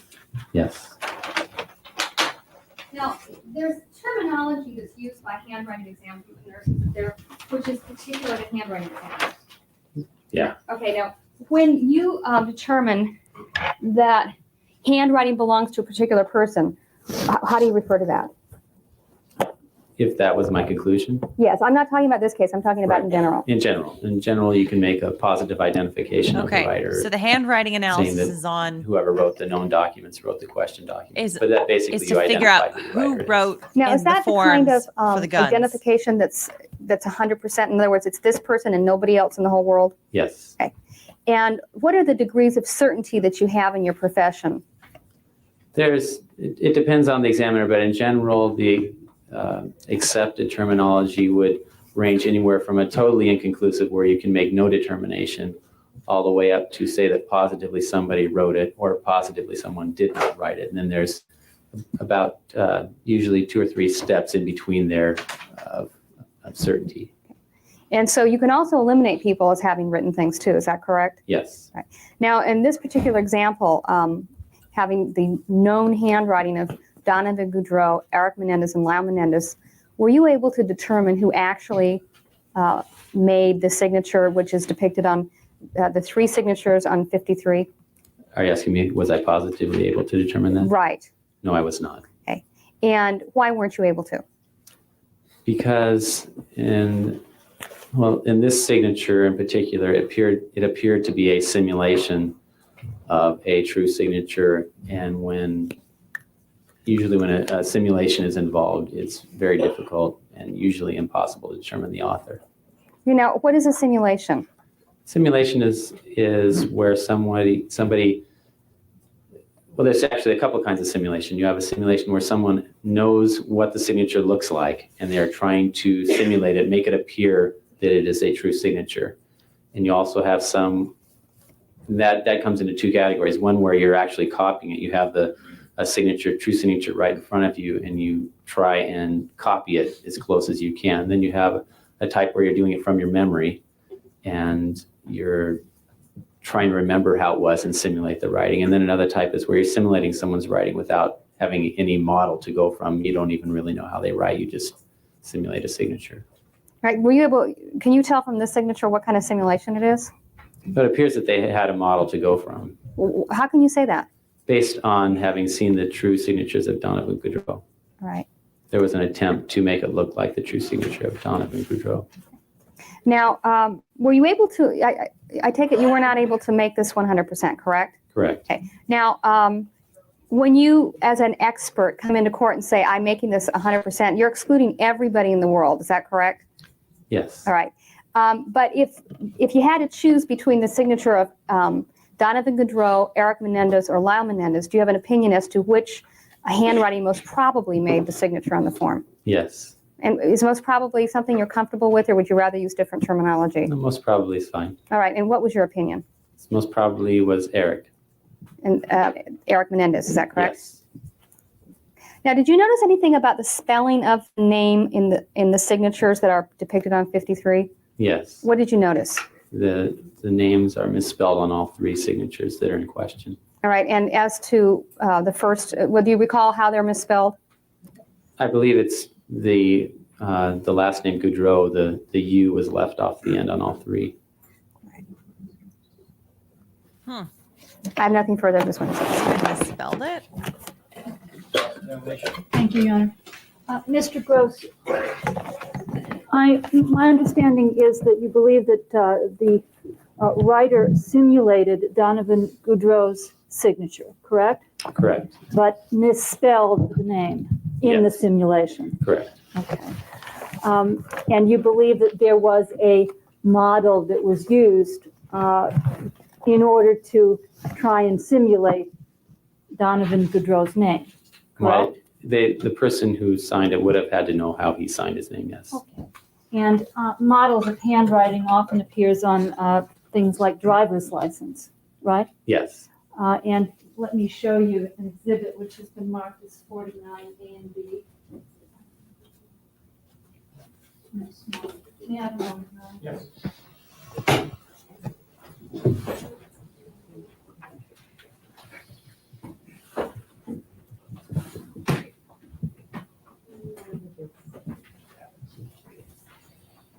May I approach, Your Honor? Thank you.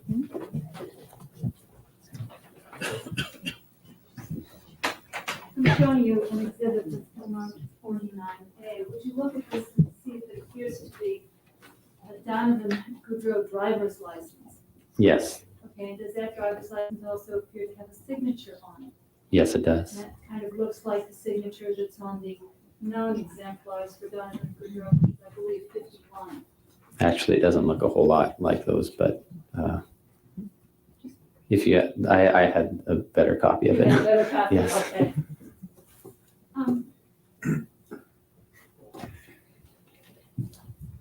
Mr. Gross, would additional Yeah, Kurt, I handwriting see you in the chat exemplars about the courtroom fashion. We've from been either talking Erik or about Lyle it. Menendez have aided you in making your determination? No, Okay, why? I had an extensive amount of writing to work with, so I didn't need any additional writing. All right, thank you very much. Yes. Mr. Gross, when did you make your examination of the question documents? I made it, I believe it was in July of last year. And before you made your examination, did another handwriting expert examine the documents? I believe so. I was told so. And was that Mr. Glenn Owens of the California Department of Justice? That's what I was told, I'd yes. object to any further questions as being here, so Your Honor. Let me lay a foundation if I could. Did you have available and He does doing look a bit like either Kevin before or Bacon. at the time of your examination, the Thanks, just report by because. Mr. Owens? No, sir. You never saw it at No. any point in time? I don't recall ever seeing it. During your direct examination, you mentioned they. Do you remember that? Something about they used a model. Oh, they, if that sounds plural, is that what you mean? Well, my question is there any indication on the question documents that more than one person was writing on the document? No. Were there indications based on your examination that Lyle Menendez did not write the question document?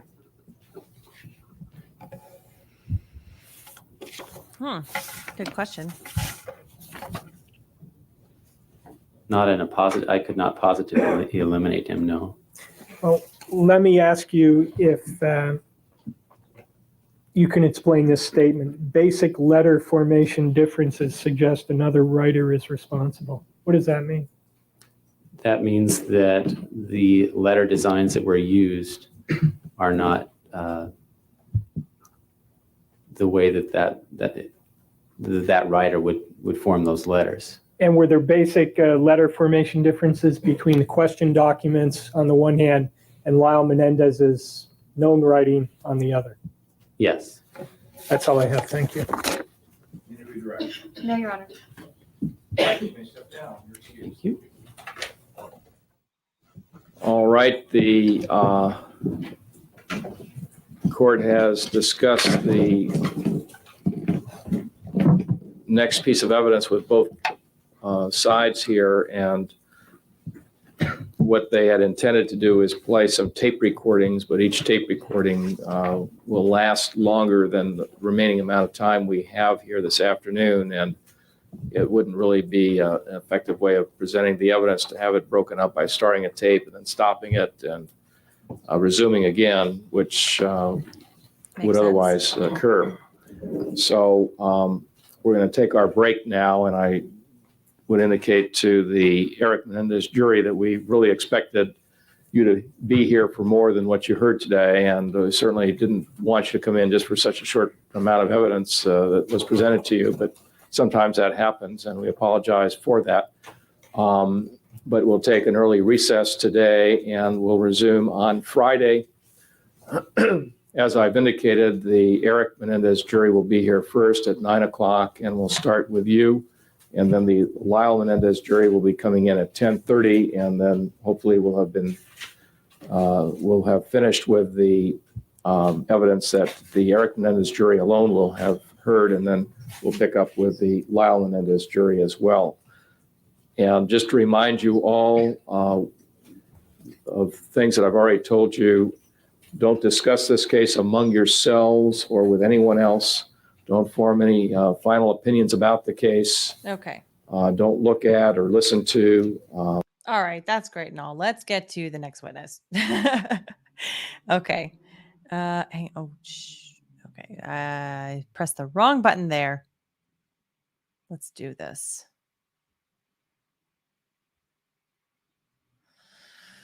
All right. Here we go. Now on to some computer expert testimony.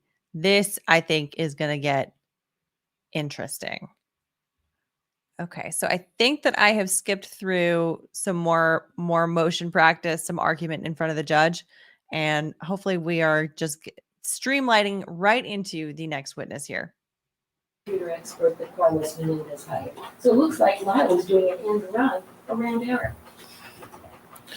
All right. Well, number one, just on a procedural matter in the future, I don't expect both counsel to argue on these matters. You can communicate with your co-counsel so we don't have four lawyers arguing on a rather minor issue. All right. Anything further at this point from prosecution response? Kurt's totally invited to come on if he has the link if he wants to. But I think I saw in there that he said he's editing a video. But Kurt, if you want to, review the transcript and make a ruling before the Wittgen testimony. All right. Are you ready to proceed? Yes, Your Honor. Okay, then let's get the jury out. Here in LA that what I thought was his son, or I was thinking he was a grandfather, but that there was a killing. And okay, so I didn't do any cuts, any edits to this footage. So this is straight from Court TV. It looks like perhaps they have cut off a portion of his testimony. I don't know if that happened with Donovan Goodreau as well, because we seemed like we were like airdropped right into something, but we'll see how this goes. And he wanted me to come up and look at a computer. He apparently had been there a couple of days earlier and looked at the computer and saw some files. Stated that one of them was perhaps Menendez, something about maybe some documents and about a will. He tried to find information in that, but he didn't have the technical expertise or didn't know how to. So he wanted someone from Kelco to come up and see if we could retrieve any information. Now, Carlos Menendez worked for Merck, which you indicated is a parent company for Kelco? That's correct. Merck & Company is headquartered in New Jersey. Kelco is a specialty chemical division of Merck. We're headquartered in San Diego. And that call was on August 31st, 19. Melissa Simak, sorry, I wanted to pause it real quick. Melissa Simak, thanks so much for your super chat. If you're in SoCal for the holiday bike club meetup, yeah, if especially since the Courtney Clenny, the OnlyFans murder trial is not happening, that frees up a little bit of time. Keep a lookout. I'm going to figure out what I can do to see if we can maybe do some kind of a Southern California meetup somewhere in Orange County or LA or something like that. So keep that in mind. Thanks so much for the super chat and thanks for the suggestion. And I think you're probably right about that. Okay. 1989. That is correct. Did you drive up to Beverly Hills the next day? Yes. It seemed imperative, or he was real concerned that I get up there as soon as possible. He was real anxious about finding any of the information on there. And he asked, and I said, well, I could come up the next morning. Went ahead and cleared that with that is what my this sounds boss like, Jordan. and made plans to take that day off and go up to Beverly Hills. And did you do so? I did so, yes. What time did you arrive at Beverly Hills? I left close, and I arrived in Beverly Hills just around 11 o'clock, somewhere at that time. Was able to find the house without pretty much any difficulty, and went to the door and had a difficult time initially getting in there. Was that at 722 North Elm Drive in Beverly Hills? That is correct. The Menendez house? That is correct. Now, when you originally arrived there, what did you see? Was someone waiting for you? There was no one there. When I initially got there, there were some cars along, and I was able to park almost right in front of the house. I did have my wife with me at the time, and we both got out of the car and approached the front door. I believe I knocked or something. There was a security guard or someone who met me there and stated that, asked what I was doing there. I said I was supposed to come up here and take a look at the computer. He said that I was not on any. I think it was Craig Signorelli. Sorry to interrupt again. I think it was Craig Signorelli who was the one that described the computer guy coming in with his pregnant wife to look at the computer. And he said that they were like looking for the will or something like that. So that's the bit of information that we have so far on the computer guy coming to the house after the death of the parents. So that, and maybe we can fill in some more information here. Maybe it conflicts with Craig Signorelli. I wouldn't be surprised based on how he came across. But yeah, Carol says, was she pregnant? I don't know if in fact she was pregnant, but I know that Craig Signorelli said she was. So yeah. List. I just remember that because it was like a weird detail to me that stuck out. Didn't know who I was, and he told me if I needed to do that, I needed to call the Bel Air Patrol or whatever security company and make sure that they granted permission for me to go there. Did you then make some phone calls? Yes, I did. What did you do? My wife and I went back in the car, and we drove up to Sunset. I went and found a payphone just not too far away and proceeded to make a series of calls. I first called the Bel Air Patrol or the Bel Air security company, and they didn't know had never heard of me. They didn't know of me being supposed to be on a list. They said if I was indeed supposed to, and that Carlos was a person that said he would put me on that list, I need to get hold of Carlos so that he could call them in. I then tried to call Carlos back in New Jersey. I think it's the uncle. Was unsuccessful at reaching him at the office. I had his home number. I tried calling him there. Was initially unsuccessful there and waited a little bit, tried later. Probably about 45 minutes of time elapsed when I finally got hold of him, and he said that Erik was there waiting for me at the house to go there right away, in which case I did. Okay, so you returned to the Menendez house. That is correct. Now, you indicated that you had your wife with you. Yes, I did. Is she also a computer expert? She is not. She's a housewife. At the time, she was 8 months pregnant, and I don't know why I brought her up there, but we just thought I didn't know of anything about the case of any unusual circumstances. So I was thinking maybe after I was done, I go ahead and have lunch up here. We'd spend the afternoon here. So she does not have any computer knowledge at all. No. Okay. You don't normally bring your wife on your calls? It's very infrequent that I ever travel, actually, with my job. I support mainly the employees at the business site itself. Mr. Hayman, after you returned to 722 North Elm, after you had made the calls back to New Jersey, was anyone waiting for you at that point? Erik was up there at the front door, and there was another gentleman with him at that time when we both came up. When you say Erik was at the front door, just for purposes of the record, Yeah. would you identify who you're referring to? Yeah, Erik Menendez sitting over here in the blue and white shirt. Referring to the defendant at counsel table. Thank you, Your Honor. Now, you indicated that he had another person with him. That is correct. Was it, would you describe that person just generally? Was it a young person? Yeah, it was a young person, I'd say roughly same age, obviously a friend. Craig Signorelli. Well, I was introduced to him, I know at that time, Did he along look with my smarmy? wife. But I would say that was Craig. Have you seen this particular person since you were there September 1st, 1989? I had seen him probably a few months after the incident and some of the publicity on the TV and had recognized him at that time. And my wife and I said, yeah, that's the gentleman we saw with Erik. I really hadn't seen much of him since then and had long forgotten his name. But however, with the publicity recently, I have seen pictures of him of late, and that is, and Craig is the person that was there at that time. That's Craig Signorelli? Craig Signorelli, yes.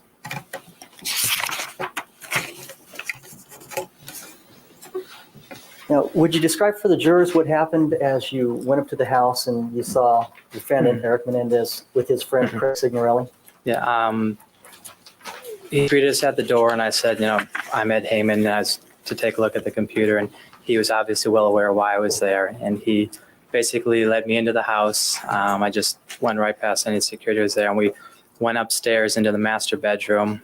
He showed me where the computer was there to the right, just inside that entrance, and I basically proceeded to turn on the computer, sat in the chair there with my wife next to me, and start looking at the files itself. I initially started off by doing just a command at the DOS prompt called dir, or directory listing, just to see what was there. There were not many subdirectories or files there at that time. I then went ahead and proceeded to use some utilities from Norton. Utilities, one of which, the first one I used was quick undelete. That's a utility used to try and undelete any directories or any files that are there. The files, there was really nothing there worth interest, so I went to a more advanced utility called Norton Utilities, whereby I can actually see the directory listing, the FAT table or the file allocation table, as well as each sector individually. And I spent probably 2 hours looking at one sector at a time, just seeing. I figured I was up there from San Diego. I'll do my best to see if I can find anything. Did you find anything under the titles Menendez or Will? I did not. Some of the files that I did see there was a directory for DOS, which is basic operating system on the PC. There was a couple other small application programs that really didn't mean anything.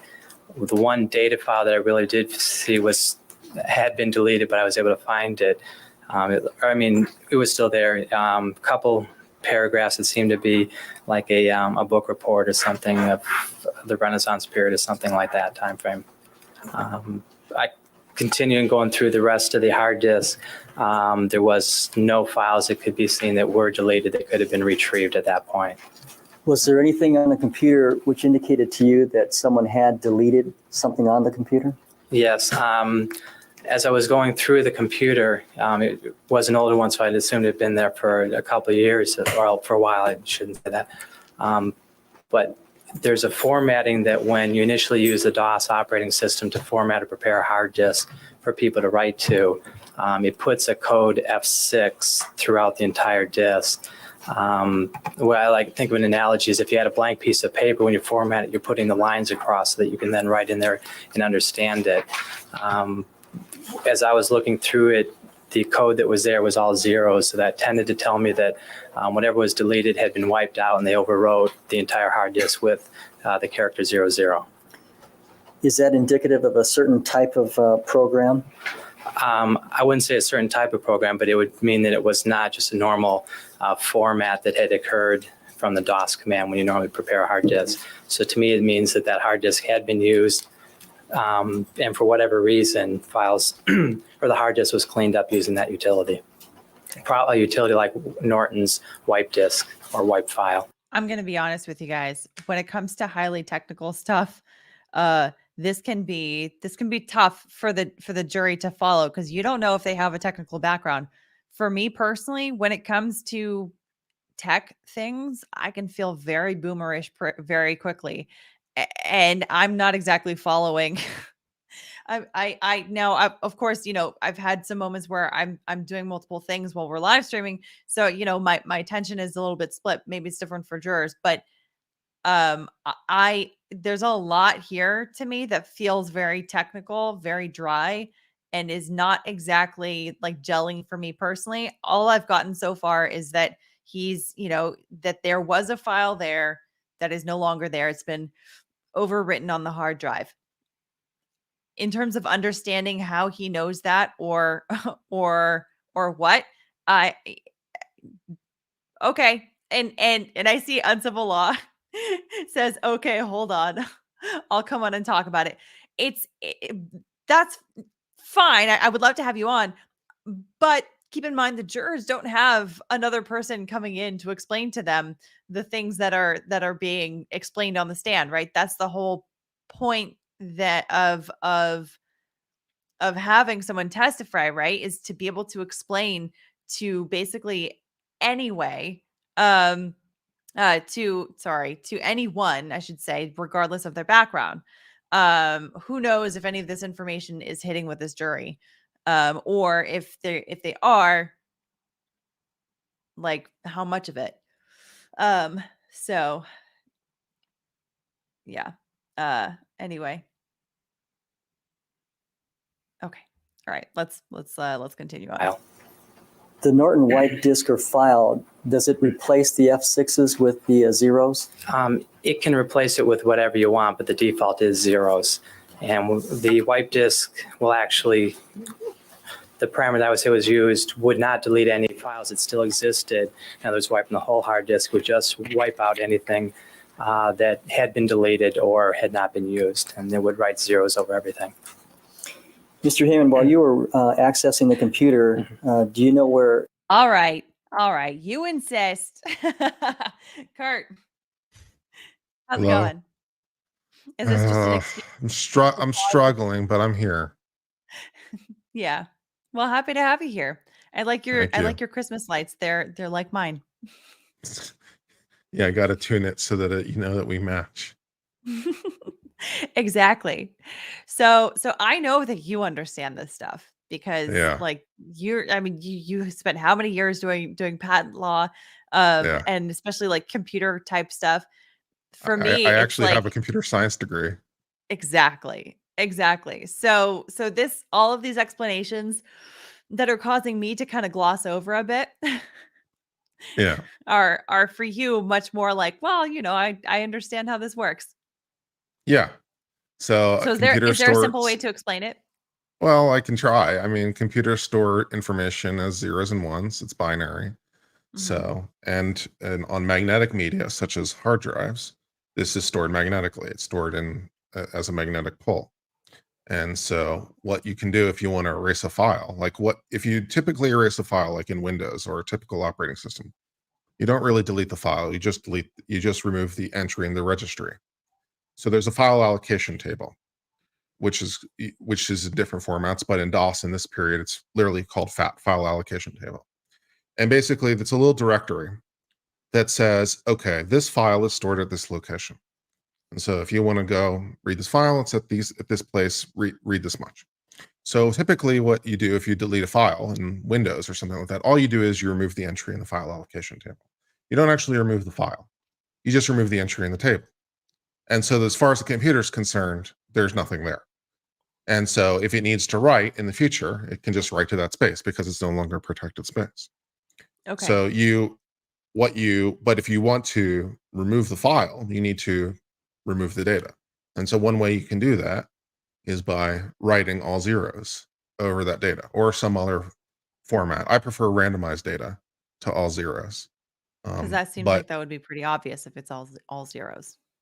Well, yeah, I mean, it's more obvious that some things went wrong, and also you can do depending on your level of sophistication, especially with magnetic media, you can do tricks to recover data, because when you write a 0 on top of a 0, it tends to make the magnetic strength stronger, as opposed to a 0 on top of a 1. So sometimes you can determine what the data used to be through some fairly sophisticated analytic techniques. So by writing random data, you avoid that problem a little bit, because you don't have the same correlational elements. So that's what they're saying. It's like, okay, it's all zeros, so someone used some sort of program to actually wipe over the data. Okay. So So- that's what happened here, was that they had it was just all zeros over that slot where the will should have been, the will Yeah. document. Okay. Interesting. Yeah. So then that's basically the gist of it. Yeah. Okay. So it suggests someone took a deliberate step, because it wouldn't just be hitting the delete key. It would be using some sort of software to do that. Okay, because they would have to have some kind of an understanding that the hard drive, right, would still have some Yeah. sort of like shadow information on that. Yeah. This Interesting. is also incidentally like why corporations and stuff, when they get rid of computers, they tend to actually just shred the hard drives, literally, physically, Yeah. because that way that they don't have these problems with data recovery. They like literally physically shred the hard drive. Okay. So you don't have to worry about what was on the drive or what someone can recover with dedicated tools. When you don't do that, sometimes you lead to hilarious results, because every once in a while you'll see a news report where someone bought a used computer and it had whatever on it that some company or some person didn't want exposed because they didn't do that. So yeah. Okay. Yeah. And here's a so confirm this for me. Is this seems like a good metaphor. Amanda Lang says what this witness is describing as a librarian deleting the whole library card catalog and also completely emptying out the shelves. Yeah, there you So go. so emptying out the shelves is like the assigning that on top, like the zeros and ones, right? But in this case, they only did the zeros. Yeah. So it's not a bad analogy. It's the difference between removing an entry in a card catalog and removing the book from the shelf. Mm. It's like, Okay. okay, well, one thing I can do is just remove the entry in the card catalog. The book is still there. But, and as far as the computer is concerned, like if I'm the computer librarian in this hypothetical, it's like if I go there, if it's like, okay, I want to store something in that space and I go there, as far as I'm concerned, there's no book there. So I guess in this analogy, it's like me pushing a book through the book so the other one falls off the shelf or something. And it's increasingly Okay. bizarre analogy versus just removing it from the shelf in the first place. Yeah. Okay. Yeah. Okay. Interesting. Thank you. Did you want to stay on for more testimony, or did you want to Sure, why not? just stay that? I also don't want to delay your editing process. That's all right. I'll edit in the background while I'm listening. I'll listen to 2 different audio streams at the same time. No problem. Sure, that works for me. Okay, thank you. All right. Erik Menendez was at that point? For the first 10 or 15 minutes, I would say he was there for most of the part at my side, kind of watching, and he was asking a few questions of what I was doing. Wanted to know if I was able to find any files that may have been deleted. Excuse me. At that time. And Also, I can't help but think that he looks like Marco Rubio. What do you think, Kurt? Doesn't he kind of look like him? I don't really get Rubio from him personally. Oh no. Anyone else instead? I don't know what it is about this footage, but it's like I have such a hard time from the fashion or the decor or something telling what decade is. Is this 93 or is this 83 or is this 73? Definitely Is it just 93. me? Definitely 93. Like you should see like the women's dresses. That's like definitely 90s. And the hair also. Because it's like it has some remnants of the 80s big hair. It's still big in the early 90s, but it's like Were they doing shoulder pads in 93? Oh yeah, you bet. Oh good. Shoulder That was a good pads, look. paisley, like the weird like amorphous color patches. Mm. It's good. It's good. Okay. And I generally had the feeling at that moment that he was Object, Your Honor. All right, just wait for another question. certainly. What was his demeanor at this point while you're initially accessing the computer? I would say that he was very cordial. He didn't seem anxious or apprehensive about me being there. He seemed somewhat curious of, what I was doing, looking over, watching me doing that. But as he was calm and matter of fact. At some point after doing your initial search, did you have any conversation with the defendant? Well, he was asking me some questions as you're going on, wondering if files were deleted, can you retrieve them? And I replied that yes, files can be retrieved when they're normally deleted if it's just like a DOS delete. The reason for that is DOS simply writes over a special character in the first character of the name of a file in a directory listing. So under those circumstances, yes, most deleted files can be retrieved if the computer hasn't been used for a long time after that. He specifically asked you that question about whether if something had been deleted, whether it could be retrieved? That's correct. Was your wife present when you made that statement to him and he responded? Yes, she was.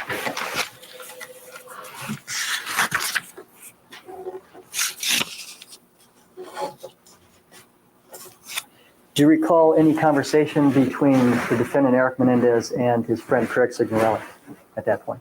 At that point, I do not recall or believe that Craig was really right there near us at the time. We were there for an extended period of time, and I know that they had come back a couple of times. And then I spent a little time with them after the fact when we went to call Carlos to let him know the results. But I do recall them talking about different things, cars. I was an impression. Objection, Your Honor. Relevance. Objection sustained in that it is not responsive. Ask the next question.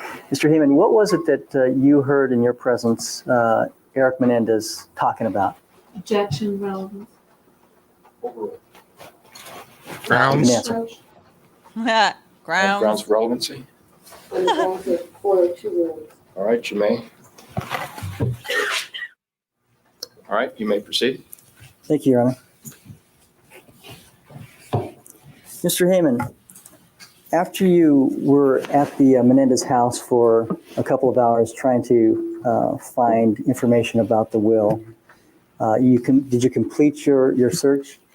I went ahead and looked around on that desk for any floppy disks, thinking, well, maybe there might have been something on a floppy disk, a backup copy or something like that.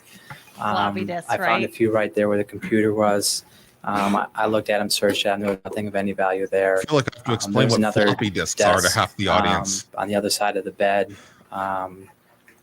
I went over there and just looked on the top and in a couple of drawers. It's what the save icon on your computer means. And stopped and just went back and basically completed my search at that time, realizing that I had not found anything that Carlos had wanted me to come look for. And did you report that back to Carlos Menendez? Yes. Erik had come up with Craig and was wondering how things were doing. I basically said I think I was done and needed to use the phone. We went downstairs. And also, quick update. Captain Kori, Crack in the Box, the link that is pinned in the chat right now. When we started this live stream, he was at like 14.9 thousand subs. Now he's at 16.7. Good. We're going in the right direction. I love it. I love to see it. Let's make his wish come true. Okay. Anyway, continue. He kind of showed me around the house real quick at that point, just showing me the home. And we went into the kitchen. In the back there was a phone there that we used. I called Carlos and told him that I was unable to find such directories that he thought were there or any files of the like. He was a little upset at me. He wanted, kept insisting, is there any way that you could retrieve anything if it was deleted? And I tried to explain to him that if it had just been deleted, yes, I might have been able to, but in my opinion, it looked like another program was used to clean the hard disk. And as a result of that, there was nothing I could do to retrieve any files that may have been there. Check out the scanning electron microscope. If the Norton wipe disk had been used, say the day before, would you have been able to retrieve anything the next day, the day that you were there? No, I would not have that.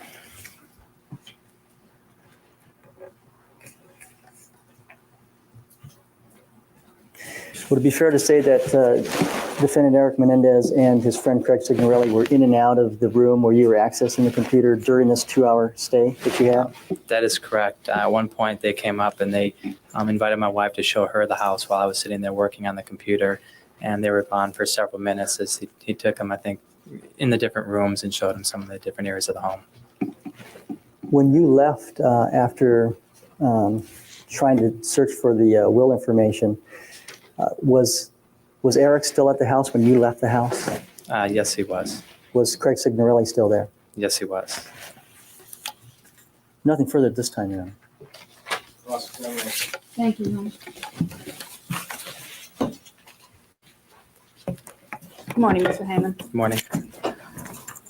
The information you got from Carlos Menendez was that he had recently been in Los Angeles. Is that correct? That is correct. And did Mr. Menendez tell you that he had been to the house and looked at this computer himself? Yes, he did. Did he tell you when he had been in Los Angeles? He said that it was a couple days earlier and that he had to come back because of business. Now, do you recall Carlos Menendez telling you anything that he saw on the computer? He said that he saw a file or a directory, Menendez, will, and something else like documents. Okay. The third one being documents? Documents, yes. I assume he may have meant like a subdirectory that might have had just personal files in there, like a word processor. Did Carlos Menendez also tell you that although he had looked at the computer and found these directories, he didn't know how to retrieve them? That is correct. Okay. Did it appear to you from your conversation with him that Carlos Menendez was not knowledgeable about computers? It sounded like he definitely was not, or at least didn't know the programs or was not very knowledgeable. That's correct. All right. He was not able, apparently, to access these directories himself. I had assumed that he at least had some basic knowledge of computers. He was able to turn it on and do some type of directory that he saw those files, but didn't know what word processor as an example to use to pull the data up. Okay. And you had no way of knowing how accurate the information that he was giving you about what he saw on the computer was. Would that be fair to say? That is correct. So that your job was to go up and to try and find out what was on the computer and retrieve it and give it to Carlos. That is correct. During the conversation that you had with Carlos Menendez on August 31st, were you told that Erik would meet you at the house? Yes, I was. And that Erik would be the one that would let you into the house? Yeah, he also said that he would contact security there to make sure that I was on the list so that I would be able to enter. So you were aware when you went up there that there was some kind of a security company that was at the residence and maintaining control over who went in and out? That's correct. And when you arrived on September 1st, you found out that Carlos Menendez apparently had not put your name on the list for the security company. That is correct. And that was what caused you to have to go to the phone booth and make the phone calls, correct? Correct. Phone booth. Did you ask for What's Erik that? when you first arrived on September 1st, when you were not allowed access? I couldn't say specifically remembering now. I would imagine I would have asked in that was name, but I don't recall. Do you recall talking to the police about this in May of 1990? That's correct. Okay. And when you were interviewed to the police, do you recall telling them that when you first went there, you were told by the security guard that Erik wasn't at home? Did you ever see that That's video probably where correct, the public yes. service announcement But you don't have any present when, recollection? dial tone was being invented and distributed? There's a good video No. on YouTube. It's actually kind of entertaining. I forget who did it. It was like GE or someone. When you were gonna stop having to pick up the phone and just get operator, and you'd actually have to like dial, and dial tone was being invented. There's a nice little Wow. video trying to explain the concept of picking up a phone and dialing numbers by like a hand. It's pretty interesting. Wow. We'll have to watch it together That is sometime. fascinating. Yeah. No, I'm totally down for that. That's fascinating. Yeah, it's actually a well done video. Huh. Okay. Yeah, I'll have to check Some that out. crotchety old grandpa be like, "Oh, I can't believe this newfangled dial tone technology coming to my town." He goes to I just the can't keep meeting up in with this this town new hall with tech. the mayor, and he's there all skeptical like this. And then someone walks in, they're like, his grandson or something, like, all right, somebody's gotta have to help grandpa call, so and so, because he wants to talk to them, but he can't figure out how to do it on his own. Yeah. I don't know why the grandkid is talking like a senior citizen, but Yeah. and of course, nothing against senior citizens. We love them. But Some of those yeah, old school documentary videos are actually or instructional videos are actually really interesting. There's a one on how a limited slip differential works. And it's actually really good and really interesting. And you listen and you're like, oh, this is actually interesting, and I now understand the thing, and it's actually taught me something. It's great. All right. Sorry for the aside. No, I like it. It's sprinkling in some interesting tidbits. I like it. Thanks, Kurt. No worries. Of that being the case? Well, I would assume that if Erik was there, that I would have been informed of that and I would have been let in, yes. Okay. Because I know there was no one there to vouch for me. No one knew I was coming. No one saw me on a list or anything. And your understanding was that Erik was going to be there to vouch for you and to say it was okay for you to come in? That's correct. Now, when you returned after your phone calls to New Jersey, you found Erik was waiting for you. That is correct. And was he waiting in the front yard? I would say he was there out on the front porch waiting there. And at that time, you said that he was with a friend. Correct. When you met with Erik, did you go immediately up to the master bedroom? Yes, I would say we did. And then you started right away to work on the computer, is that right? That is correct. And this was a computer that was located in the master bedroom. Correct. Was there a computer stand with a chair in front of it? Yeah, they had it was a computer desk or something of that sort. It was an IBM PC, and they had a big sofa chair that was sitting in front that I was sitting in, yes. Okay. Now, when you first got in and sat down, were you able to tell fairly quickly that this computer didn't have anything on it? After turning it on and issuing the first command DIR at the root drive, I could see immediately that the files or directories were not on there. the command line? So at Raise that your point, hand I in tried to chat. use some utilities to see if they've been Who deleted. here's and I old could like retrieve it. me? All right, so this is something, the lack of any files or directories on the computer was something that you were able to ascertain right away. That is correct. And when you ascertained this, when you discovered it, did you tell Erik what you had discovered? Well, So what's a command line? I know that we were talking, and I know that he asked if I probably stated that I don't see any of the files that Carlos asked me to look for, and then I recalled him asking, well, if they're deleted, can you find them? Okay, so when he asked you that if they were deleted, can you find them, that was after you had told him that there was nothing on the computer, correct? To the best of my knowledge, that is probably how it happened, yes. Okay. And you said that Erik and his friend were in there for about 10 or 15 minutes with you, and then they kind of wandered off. Correct. I would recommend the first 10, 15 minutes that Erik was the one that I really remember being there at that time because he was standing next to me. Craig may have wandered off earlier or later. Right. And it was during this first 10 or 15 minutes when Erik was standing by you that you told him that the files had been deleted, and he asked you whether or not they could be retrieved, even if they had been deleted.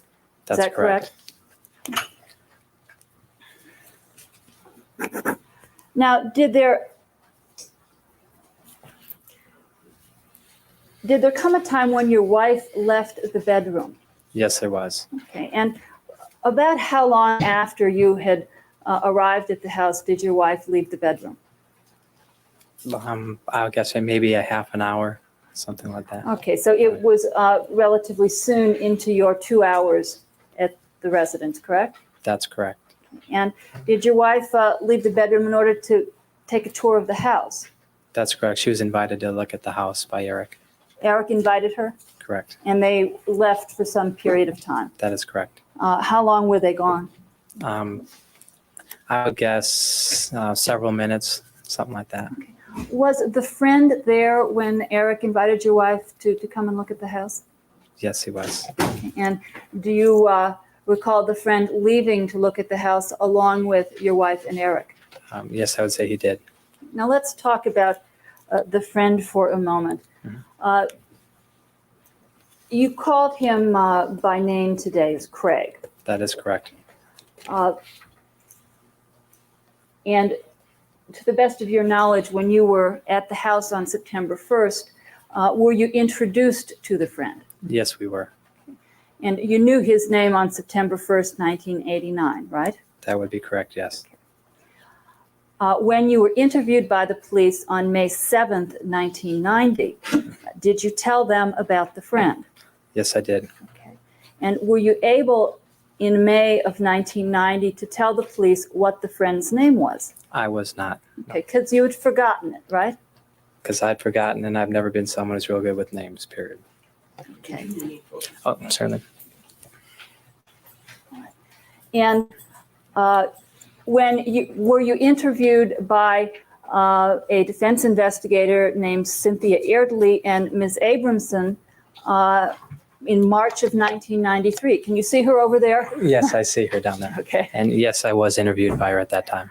And when you talked to them in March of 1993, were you able to recall the name of the friend at that time? At that time, I had not. So something has happened between, say, 1993 in March and today that caused you to remember the name. That is correct. And is that seeing the person in the newspapers? On television. On television. So you saw a person on television who described the incident that you're now telling us about, right? No, it just mentioned his name, that he was involved with the trial and testifying. It did not have to talk about his statement or anything he was saying in that trial. Okay. And what, I believe you said television? Correct. What television was it that you looked at?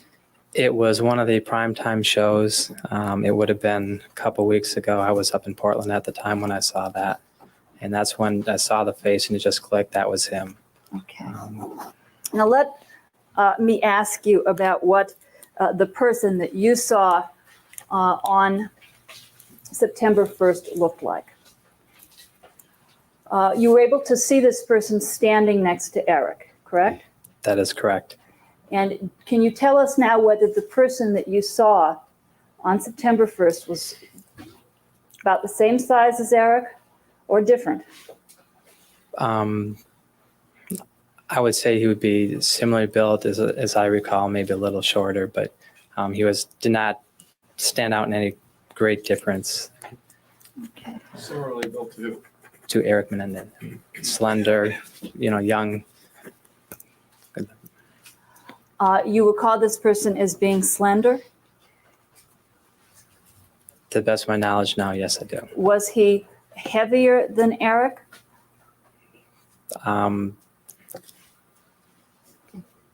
Perhaps slightly. I really couldn't give you an answer. You really don't have face. a good memory of the friend. Yeah. Correct? Not a great memory. I mean, most of my time concentrated was on the computer. Okay. What That's about fair. the friend's I hair feel you. color? Do you recall what color his hair was?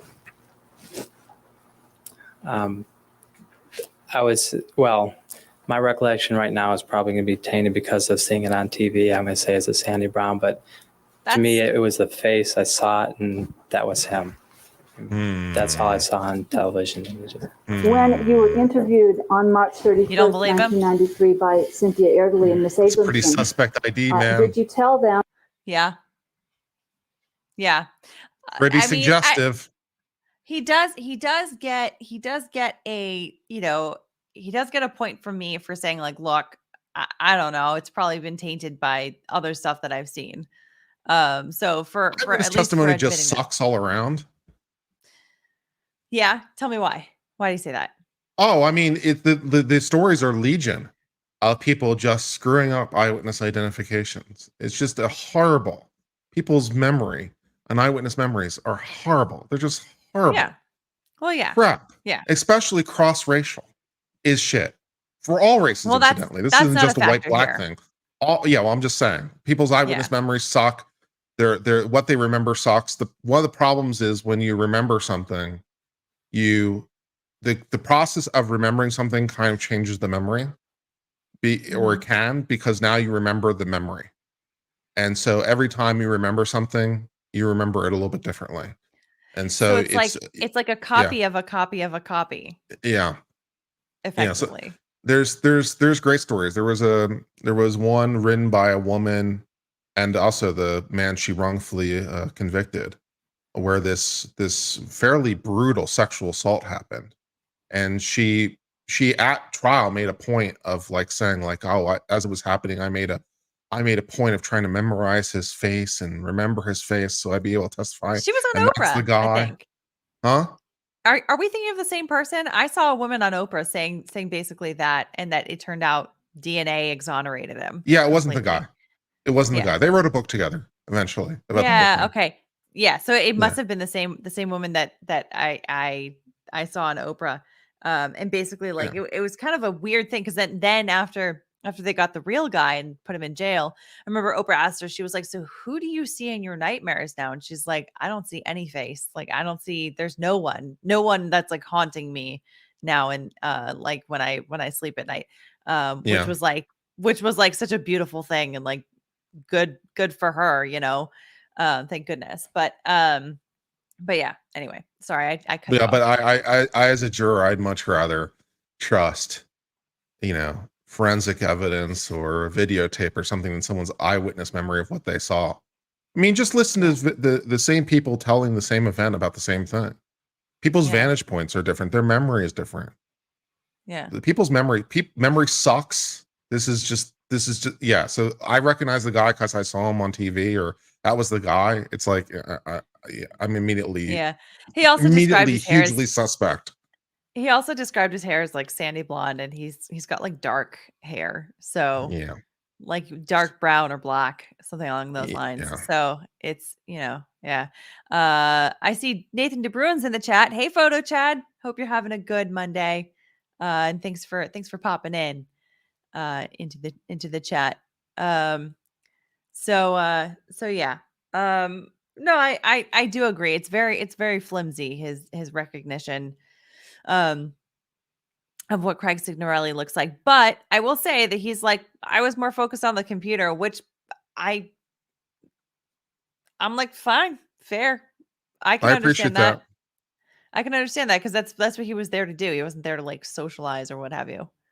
So yeah, I've had that problem before. Who was here? What? Can you describe him? Same. No. Same. Many times. All right. Let's continue with this testimony. Them that the person that you saw with Erik had a heavier build than Erik. We may have. I think Okay, and was this heavier build your best recollection on March 31st, 1993? that could be, yes. Okay, and that was also your best recollection before you saw this television show, right? I was never asked to describe or never really thought about it much before that, no. Okay, but before you saw the television show, your best recollection was that the friend had a heavier build than Erik. Perhaps, yes. Okay. Did you also tell Miss Abramson and Cynthia Erdely that the friend's hair color was lighter than Erik's? 2023. Yes, we did believe it was. Okay, and that was your best recollection as of March of 1993. Correct. Okay, and So this was that 30 was years your ago. best recollection before you saw the television show, correct? Yeah, dude. I would How say. does that make you feel? Yes, but I mean, it was not something we thought of very much. It's been. Kurt, Oh. how does that make you feel? Nice. Where were you in 1993? Do I want to ask? In 1993, I was 12, so I was in 6th grade. Oh, okay. All right. And you would have been what, in kindergarten or something like that? Yeah. Yeah. Yeah. That would be, I mean, depending on what part of 1993. Yeah, that would be around So, kindergarten. do you feel old? Do you feel old and crotchety? A little bit. I feel old But and I always feel crotchety. like I can't say that when I'm like on a live stream with any of you guys in LawTube, right? Because then I get you guys like rolling your eyes like, oh, okay. No, it's like So- it's time for that 90s show, because that 90s show is now as old as that 70s show would have been at the time that was filmed, because it's like, you know. Oh my God. like That's this- that makes me feel even worse. Wow. As we Wow. talk about the Masterson trial in the I news, know. it's like, it's time for that 90s show, because it's now 20 years later. And so, well, that means that's how old that is. So great. I feel old. Yeah. Well. It's been a 1999 long time. was You 3 years said, ago, right? Mr. Hayman, that you think that I know. you Yeah. Of course it was. Yeah, when everyone was worried about Y2K and all the computers just like suddenly stopping working. I graduated high school in 99. I did not. I was a bit younger. Where was I? Yeah, I think still elementary school, probably like 6th grade at that point. Yeah, you would have been 6th grade, yeah. Math is fun. you may be influenced Oh, sorry, I didn't mean to do that yet. But yeah. Fun times. Fun times. somewhat by the television show and seeing the person on TV. Well, in my description, perhaps speaking now versus when I did March 31st, yes. Okay. What about the eyes of the friend? Do you remember what color eyes he had? I do not.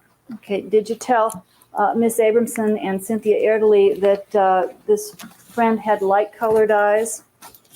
My wife and I were both speaking together. She may have, I may have. I don't recall that. But in any event, that's not your recollection of how you described the friend. That's correct.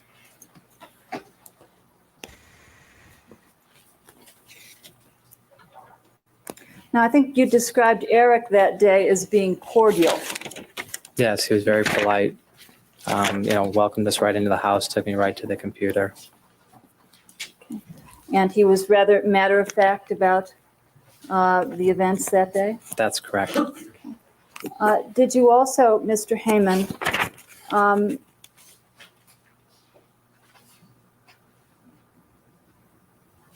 tell us that this was an older model computer? Yes, Okay. And what you found on the computer was, you believed to be a book report? it looked something like that just by what it was about, yes. Was that like a high school report that you do for a class? That was my impression, yes.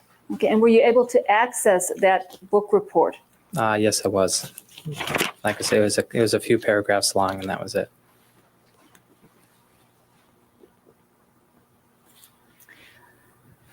Now, you said that after searching on the computer for a period of about 2 hours, you then said that you needed to use the phone. That's correct. And you were taken down to the kitchen. Correct. Was the friend with you when you went down to the kitchen? Yes, he was.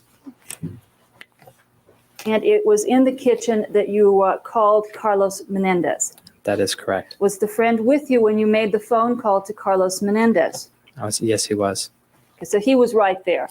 That is correct. And he was there when you had this conversation with Carlos, and Carlos was upset, correct? Yes, he was. Yeah, he had hoped that I would be able to give him some information or tell him that I found it.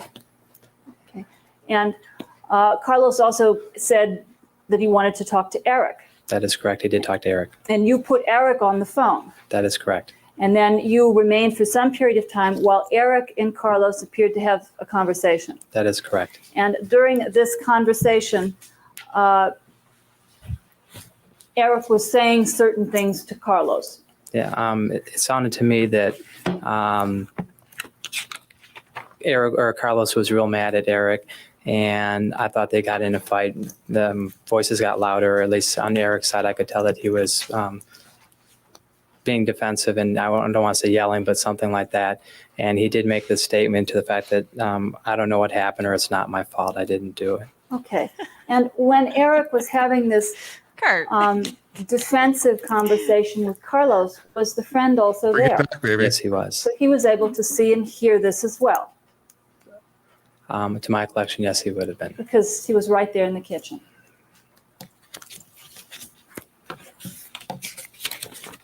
What's the answer? Oh, yes, I'm sorry about that.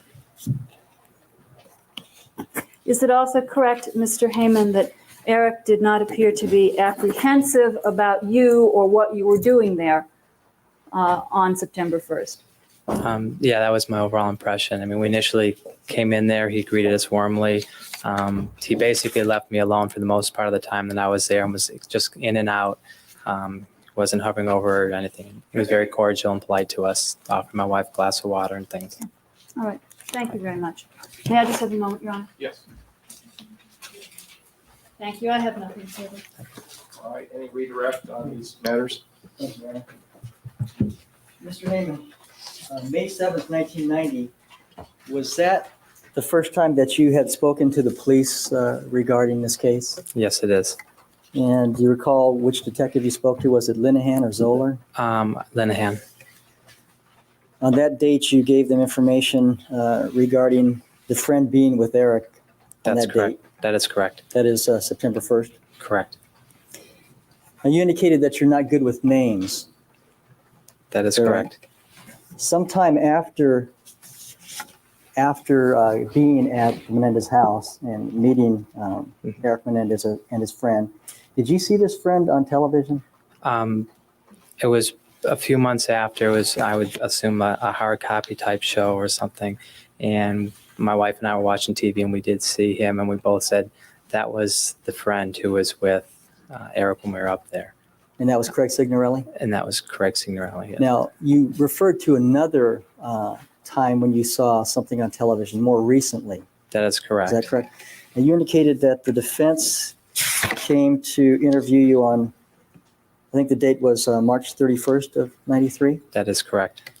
Sometime after speaking with Miss Abramson and their investigator, did you see Craig Signorelli again on television? Yes, I did. Okay. You indicated that although you're not good with names, you are good with faces. Is that correct? Yes. Is it your testimony that the person that was with Erik Menendez on September 1st, 1989 was Craig Signorelli? Yes, that is my testimony. And I have a photograph. It appears to be of the bedroom with a TV set and a computer in the background. I have this marked as the next exhibit in order, which is 63. Yes. Thank you. Can I approach now? Yes. Mr. Hayman, I'm going to show you what's been marked as Exhibit 63. Do you recognize what's shown in that photograph? Yes, I do. What does that appear to be? In the corner of the room is an IBM PC that I worked at, along with the sofa chair that I had sat in. We pulled that over in front. So that's the computer. Would it be fair to say that when you were working on the computer that you were actually facing the computer? That is correct. So you were facing the corner of that particular room? Yes, I was facing the corner of the room. When you were talking to Erik Menendez, did you have your back to him? Yeah, I was facing the computer, so I was sitting right here. My wife was kind of behind me by the arm of the chair, and Erik was to my left and just a little behind me. Behind you? Yes. Thanks, Kurt. And Craig No worries. Signorelli was in the Here to room as help. well? Yes, he was. When there was a discussion about something in the will or something in a computer being deleted, and he asked the question of whether it could be retrieved, did you have your back to him at that point? Occasionally, I may have glanced at him, but for the most part, I was talking more towards the computer. But your wife was with you at that? But my wife was with me at that time, yes.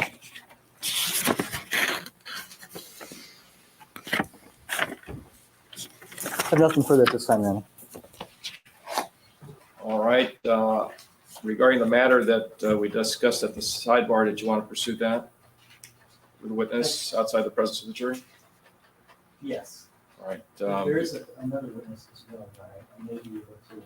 I think I'm finished with this witness. If I could have a few minutes with the next witness. Yes. Okay. Any further cross? Yes, All right. a couple questions. Mr. Hayman, you saw the television show, the first television show with the friend, before speaking with the police on May 7th, 1990, right? That is correct. And when you spoke with the police on May 7th, 1990, you at that time didn't remember the friend's name. That's correct. Probably 4 or 5 months had passed. All right. And you were not able to tell them anything about the person other than to describe him as a friend, correct? That is correct. All right, thank you. I have nothing further. Anything else this time? No, Your Honor. Okay. Are you ready with the next witness, or do you need a few minutes? I can have a few minutes. Okay, we'll take a short break, ladies and gentlemen, and it shouldn't be very long, so I'll impose upon you and ask that you go into the jury room, and we'll resume at 20 minutes to the hour. Don't discuss the case with anyone or form any opinions about it, and we'll resume in 15 minutes. Yes, thank you, Your Honor. People call Deborah Hayman.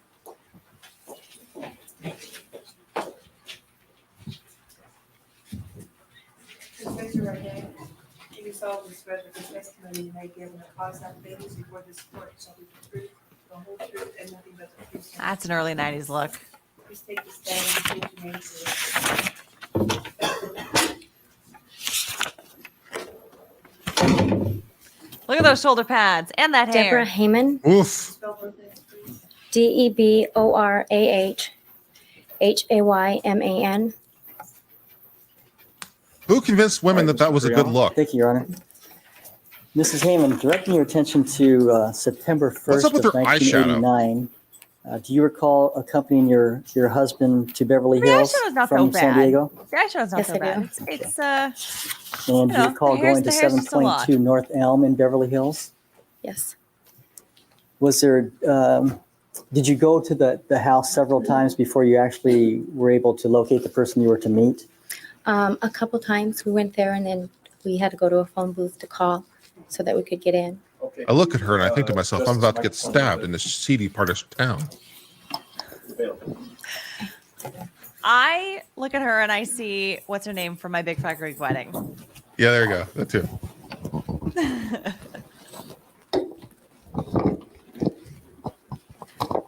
Fair point, witness.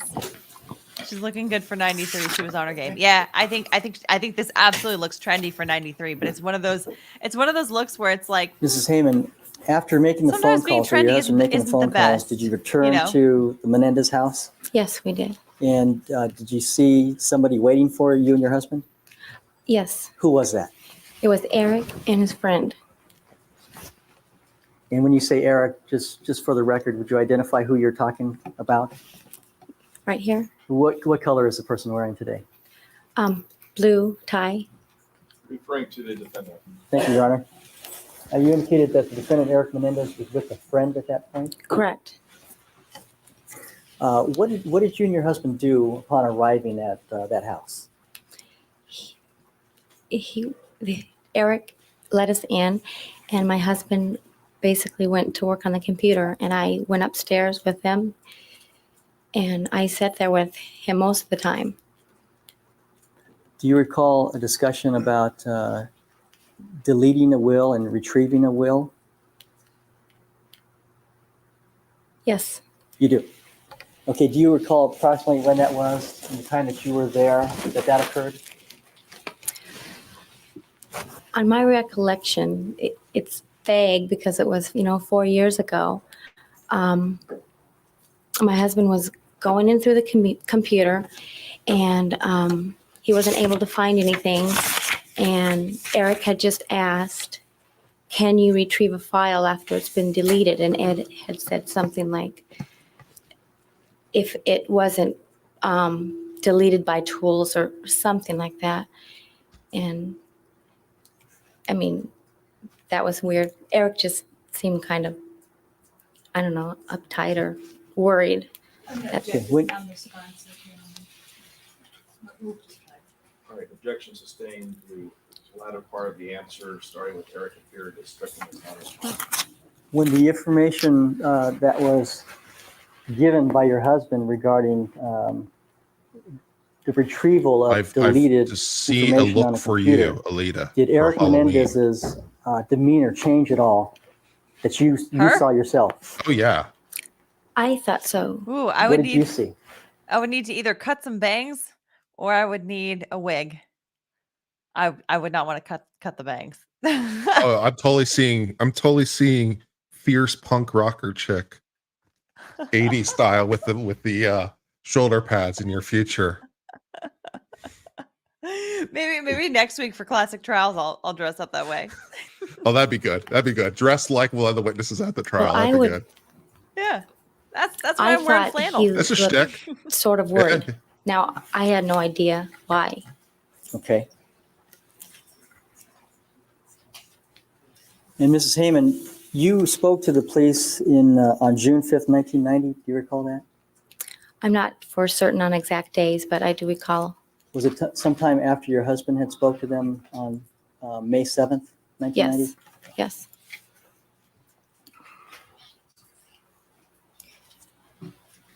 Do you recall what Erik Menendez's demeanor was like prior to getting the information that you just related to the jurors? That is, prior to the information about the retrieval or possible retrieval of deleted information, what was his demeanor like? I would say he was casual. He was very nice. He seemed very easygoing.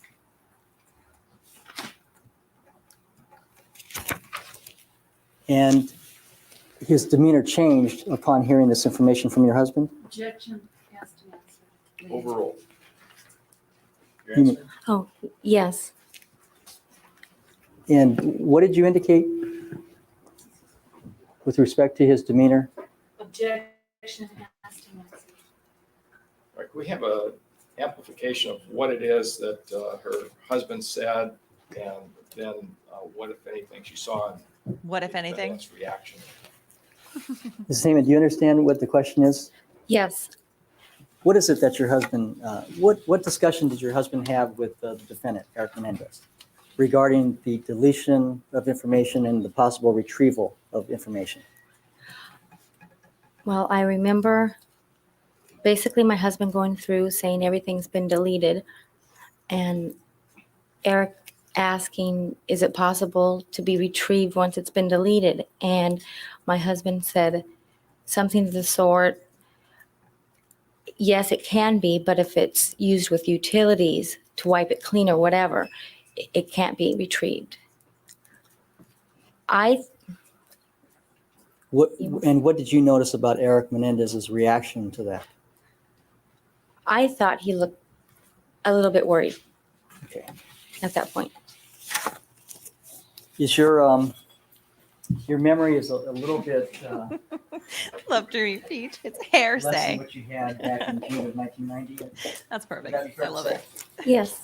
It's Would like a it refresh chinchilla your of evidence. recollection and take a look at the report that you gave June 5th, 1990? Yes. May I approach, Your Honor? Yes. You just read the section to yourself.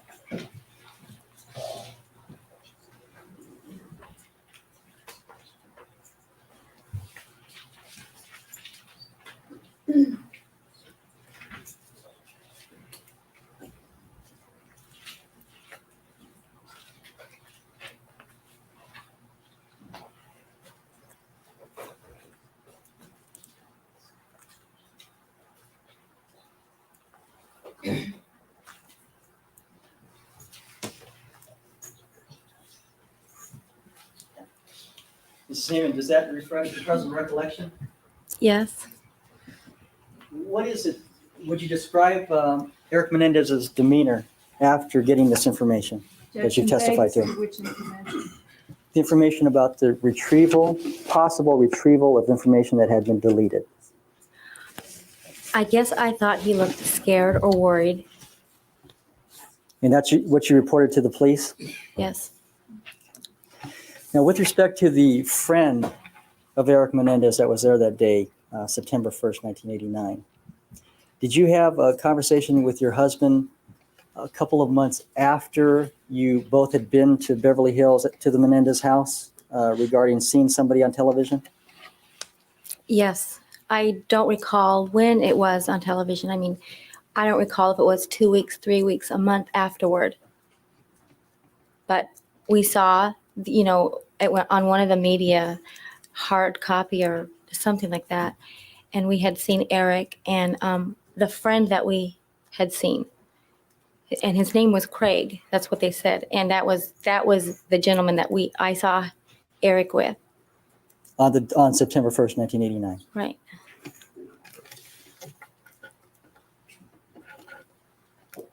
I have nothing further at this time, Your Honor. Cross-examination. Thank you, Your Honor.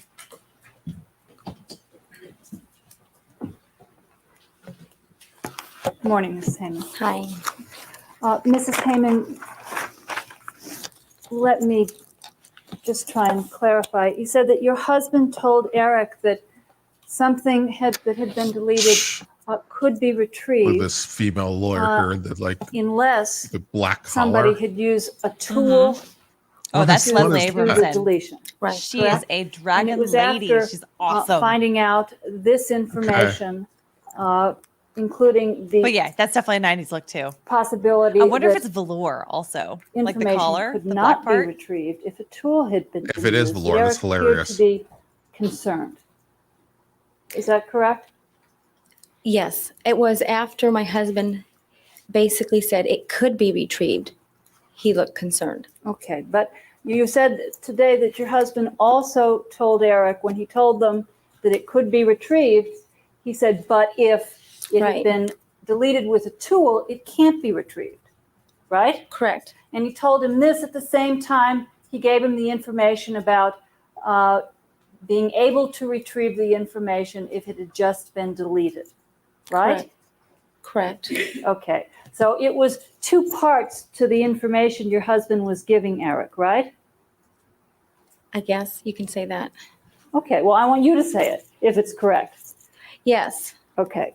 And it was after this kind of two-part information that your husband gave to Erik, then you noticed some change in his demeanor. Is that Correct. right? Correct. Okay, and this happened when you were in the bedroom, Right. when your husband was working on the computer. Right? Yes. You have to answer out loud. Okay. Okay? Mrs. Hayman, would it be, well, you were at the house on September 1st, correct? 1989. I'm sure that was a date because it was the only day that I was there. I just never You wrote don't it know down. the date yourself. Right. And by the way, you don't know the address yourself. Mr. Kuriyama asked you if you went to 722 North Elm. Do you remember that address? I remember North Elm because we had stopped. Okay. Between the time you went to the house in September and the time you were first interviewed by the police, did you find out or did you come to know that Erik and his brother had been arrested for killing their parents? Yes. Okay. And when you found out that information, did that change the way you felt and thought about the visit on September 1st, 1989? Well, naturally, we were scared. However, we were scared after we left anyways because we didn't have any idea what had happened. No. Okay. This was kind of an adventure that you and your husband went Right. on. One We thing didn't know I'm how thinking they of were right killed or now is how anything. I grateful mean, I I don't am even that know why men's I went up fashion there. I You shouldn't knew- have. is roughly You knew when you the went same. up that somebody had died. For the most Right. part. So men don't have this now, problem. Let We've me been wearing ask the you suit basically forever. about works the great. news of the arrest, okay? Did that Yeah. change Men or have it color easier the in some way respects. you remember the events in Fashion is September one. of 1989?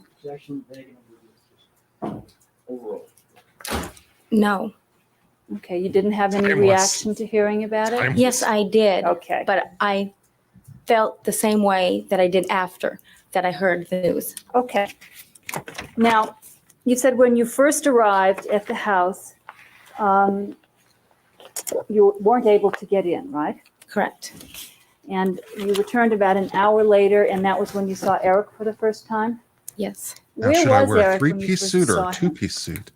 Should I have As I middle vent or recall, side he vents? was waiting either at the entrance of the Should I gate have or peak right lapels by or the regular house. lapels? He These let are the us in. decisions. Okay, and was he alone when you first saw him, or was he with somebody else? He was with his friend. Okay, so the friend was there as well.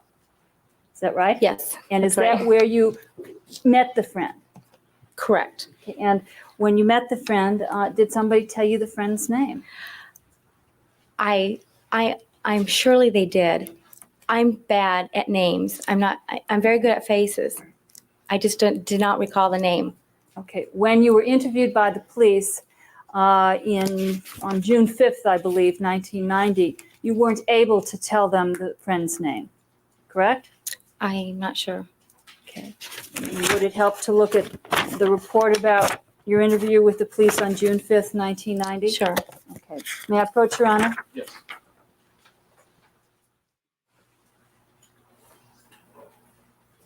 Would you just look at this and read it to yourself and see if that helps you remember whether you were able to tell them the friend's name?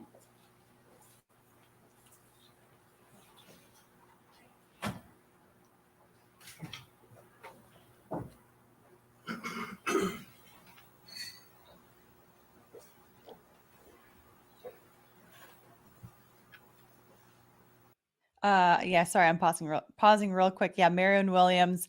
I know Captain Kori's up to 19.3 subs. I've been trying to like keep track of that while we're live streaming also and like refreshing. And I want to show you guys when it hits 20K because I feel like the rate is going up right now. So I feel like we're probably gonna hit it relatively soon. So that's this is being super sponsored by exciting. Make-A-Wish. Is that who's sponsoring this thing? No, this is not being sponsored by anyone, but this is, I mean, I just am so floored. He's at 19.4 now at this point. I'm so So this is thrilled. the new I want a whole bunch of cards sent to me shtick. I want a whole bunch of people to subscribe to my YouTube channel. Well, he wants to feel like a YouTube star, you know. I think it's amazing, and I want him to zoom way past 100,000 because I absolutely think that he should. So yeah. What kind of Anyway, videos does he make? it doesn't matter, but I'll just click the link that's the pinned comment. And you'll see he's got 4 videos. The most recent one is a message from Captain Jack Sparrow, who That's nice. sent him a nice message. Yeah. So okay, let's continue on, and I'll let you guys know when he hits 20K, hopefully soon. No. So you had forgotten the friend's name at least on June 5th, 1990. Correct. And the police didn't ask you to describe the friend in any way. No.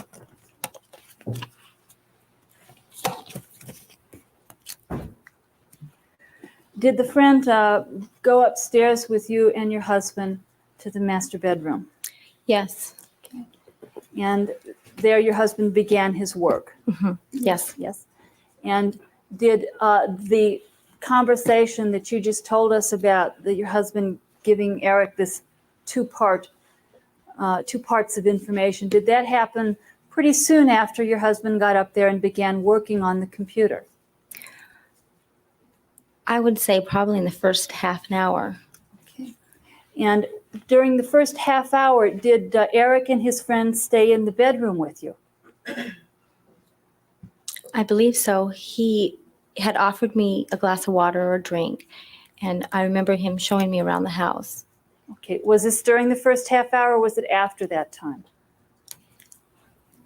I can't be absolutely certain. Okay. At some time you left with Erik to look at the house? Correct. And did the friend go with you to look at the house? I can't be absolutely certain if he was right there when he was showing me around the house. Okay, you're not sure that he accompanied you? Right. Were Erik and the friend in the bedroom during most of the time that you were there at the house, or did they come and go? They came and went. Okay, so they weren't standing there watching everything, but they kind of went on their own Right. business. How long were you at the house that day, Mrs. Hayman? I'd say approximately 2 hours. Now, during the time you were at the house, were you able to look at the friend and see him stand next to Erik? Yes. And were you able to see how tall the friend is, at least in relation to Erik?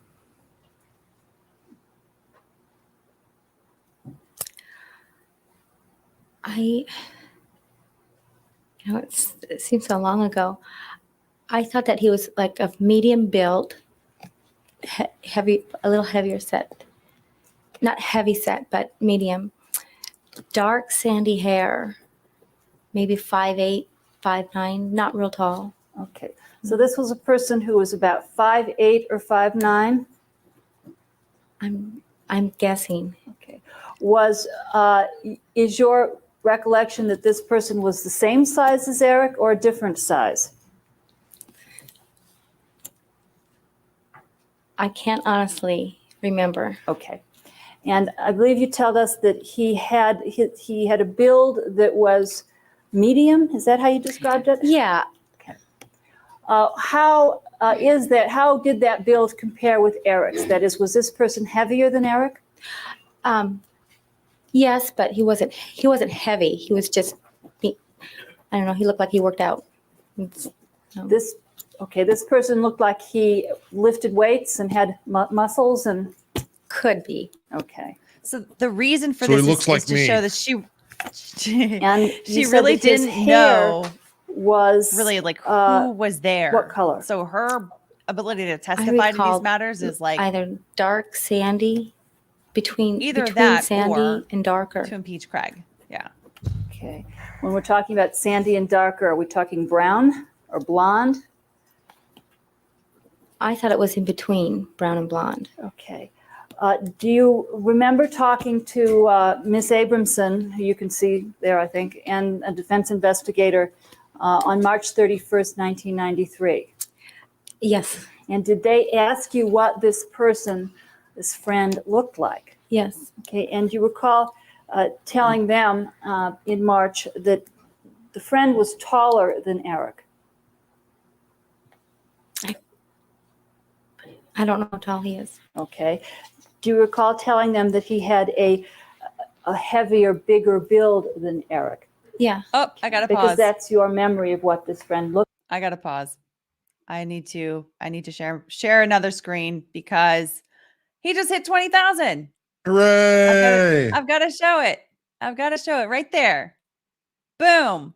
20,000 subscribers. That's awesome. That means he's 1/5 of the way to Crack in the box. 100,000. Not a bad name. Crack in the box. Yeah, right? Isn't that like it's very catchy. Very catchy. So I feel like I need to update. He has an intro video? He does. It's a very sweet little video. Hang on a second. Oh, I gotta hurry. I need to make this fast so that I can update people. Okay. Ooh. Okay. Anyway. So yes, awesome. Amazing. I'm so excited. I'm very, very, very happy for him. And I hope that this continues on. This looks like some pretty good momentum here. And I'll wish him a speedy recovery. Well, it looks like he's in palliative care. So there's I'm no going to more. continue hoping for the best. Well, there you go. Okay. I'm with you on that. But yeah.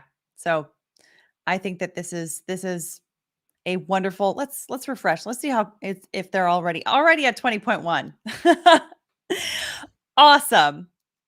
Awesome. I love it. I absolutely love it. So yeah. Yep. Okay. All right. Anyway, that was that. I had to share. Makes me really happy.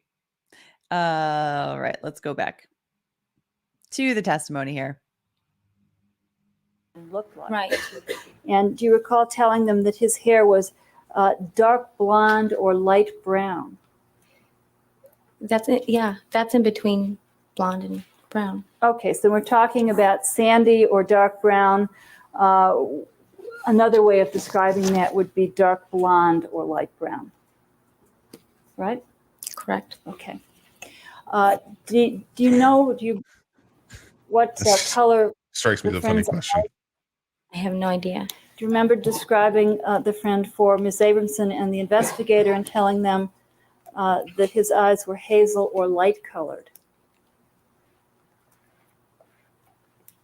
I may have. I can't say for certain that was his color. Okay. Now, it would be correct to say that your memories of this friend are somewhat influenced by seeing someone 2 times on television. Uh-oh. Is that correct? I remember the gentleman that I did see on TV. I recall it to be him because my husband and I, before any of this investigation even happened, and I don't remember if it was 2 weeks, 3 weeks, 1 month that we saw it, but we looked at each other and said, that's the friend that Erik was with. Okay, let me back up and ask you about that particular TV show. Okay, it was before you ever talked to the police, right? Correct. And yet it was after you had heard about the arrests. It was just going on. All right. I don't And even know if we heard about the arrest yet. there was someone on the TV that was depicted or described as a friend of Erik. Mm-hmm. Yes. Yes. Was this person being interviewed or did you just see a picture of him? I think there were a couple. I think he was speaking in one, and then I just saw a glimpse of him walking forward towards the camera. Now, just focusing on this the first television show that you saw, how many friends of Erik did you see on the show? I only recalled one because it was the one that I saw. Okay, so there was just one person on that show that was described to be a friend, right? Right. And you don't remember whether that's a prime time or you don't remember the type No, of it was show? one of those like hard copy or something like that. Not exactly sure. Now, after the interview with the defense investigator and Ms. Abramson in March of 1993, you saw another TV show. Is that right? Could you repeat the question? Did you see a TV show with this friend pictured after the interview with Ms. Abramson? Yes, I have seen something since. Okay. And on that TV show, you saw the same friend that you had seen on the prior TV show. Yes. Did seeing that TV show help you in your own mind describe the friend that you saw or that you thought you saw previously?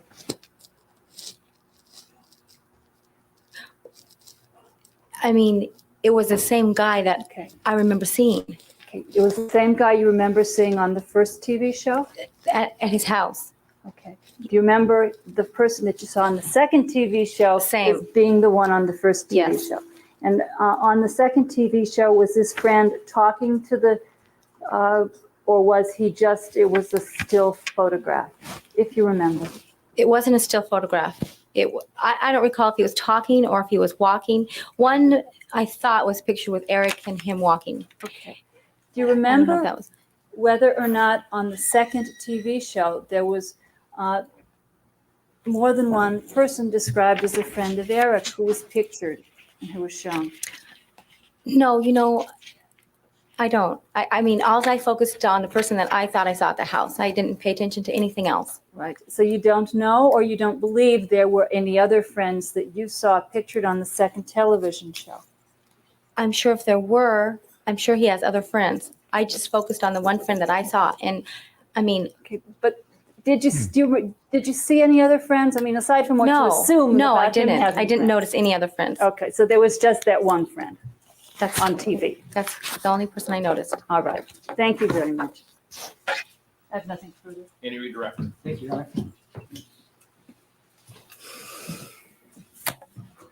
So it's by remembering the face of Erik Menendez's friend that was there on September 1st, 1989, that you recall being shown on television, Craig Signorelli. Is that right? Correct.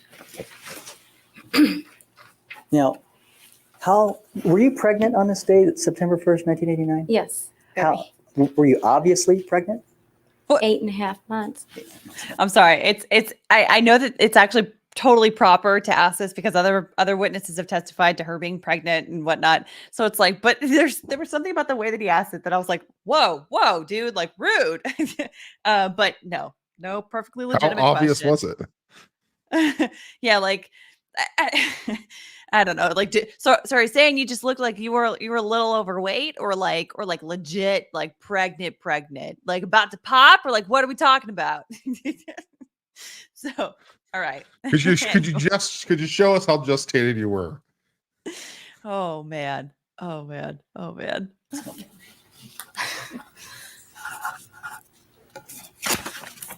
More or less pregnant than you are right now. Dun, dun, dun. All right, what I'm going to do is discuss some matters with the lawyers, ladies and gentlemen, and as soon as that is completed, we'll give you the word as far as what we're going to be doing this morning. So if you would just go back in the jury room, it should be more than 5 minutes, and then we'll give you the word. We'll discuss this case with them and formulate things about it. I'll be back very shortly. All right, the jurors have left the courtroom, and counsel indicated that the next witness is Mr. Whitkin, who did testify before the grand jury and is proposed to be a witness who will testify before both juries. At least that is the proposal of the prosecution. And the defense has stated its objection to that testimony. Referring back to the testimony of the Haymans just for a moment, that matter was the subject of substantial discussion prior to the testimony of Mr. Signorelli, and that occurred in the hearing of July the 23rd, 1993. And the court at that time indicated that the reference to Mr. Signorelli would be admitted, and further the reference the testimony of Mr. Signorelli in reference to the Haymans would be admitted, and also the conversation that occurred between Signorelli and the defendant relating to someone else having arrived to erase the will, having been hired by the defendant's brother. That hearing did not involve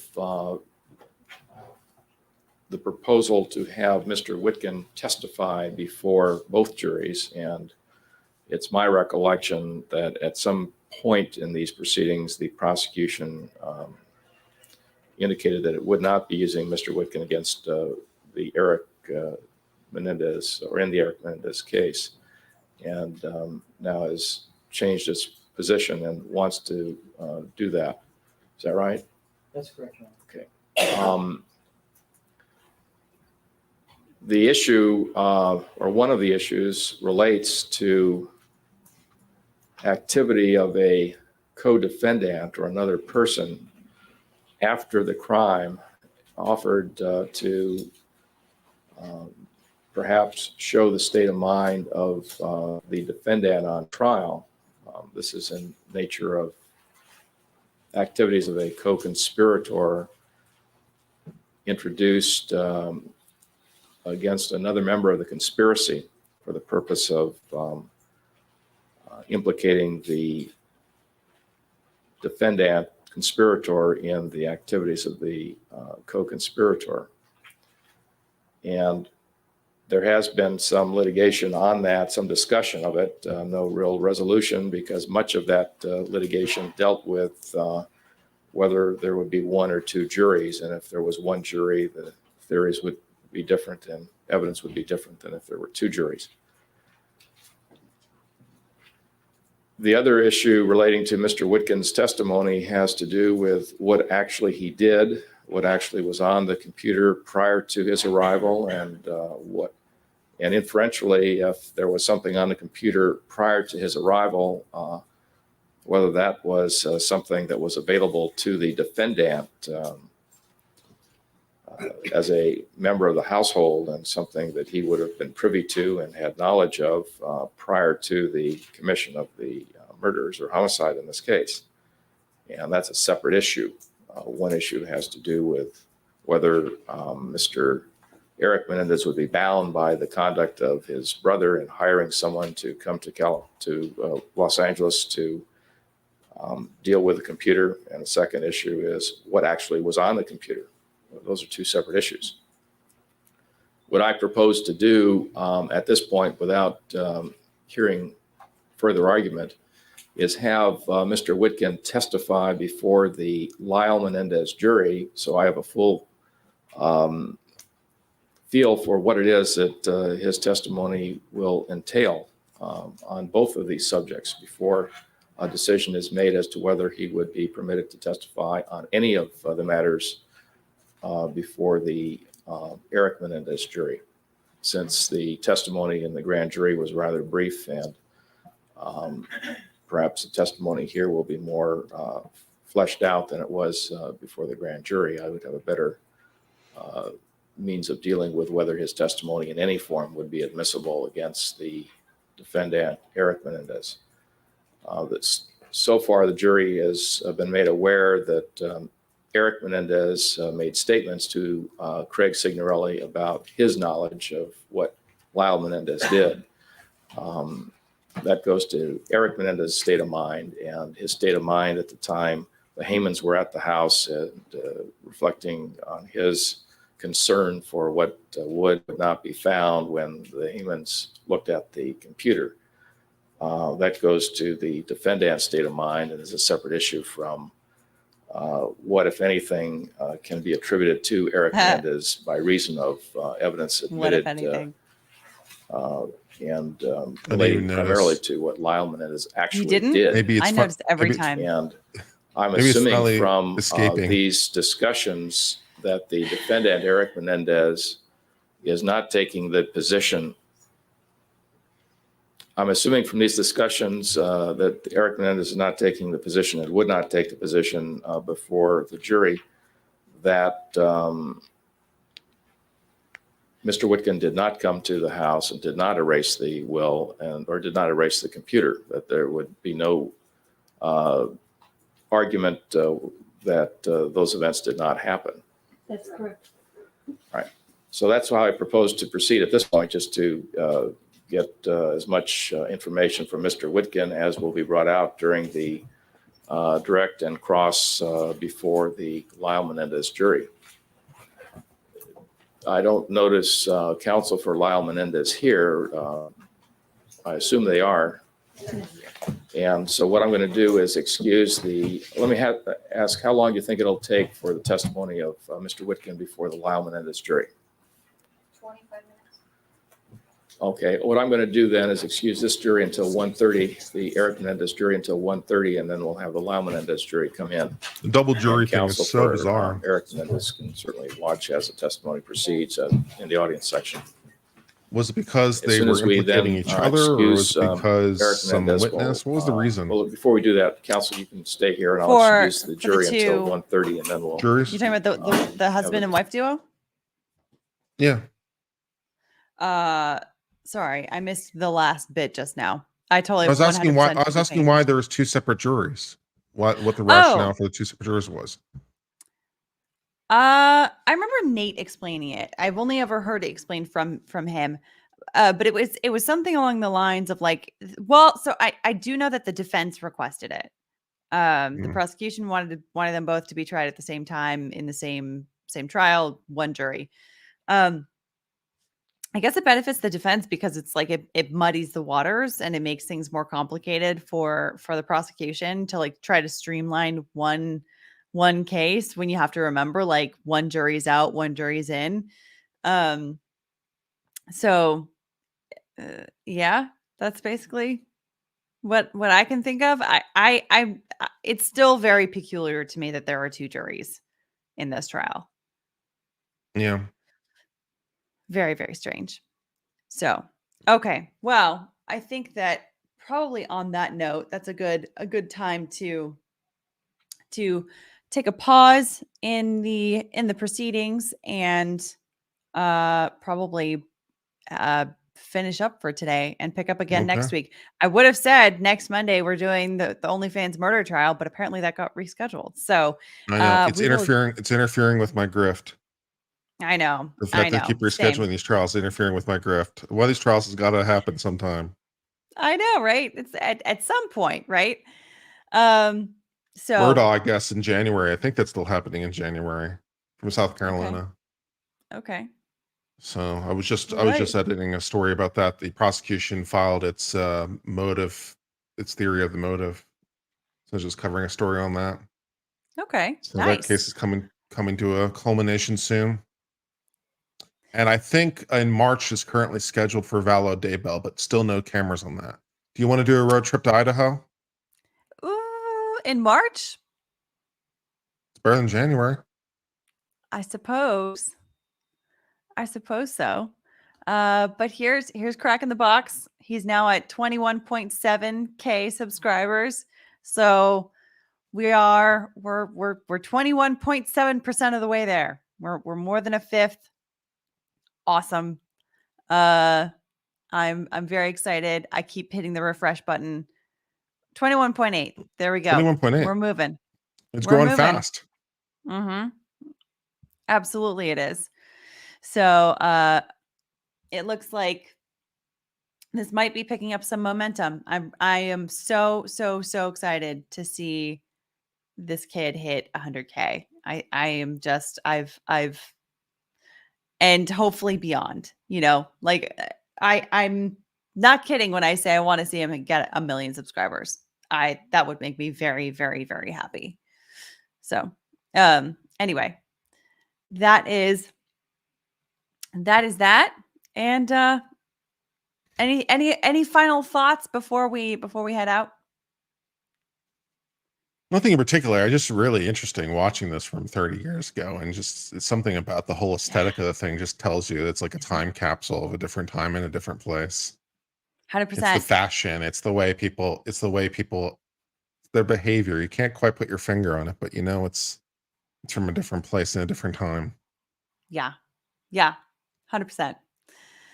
Alrighty. This has been wonderful. And I'll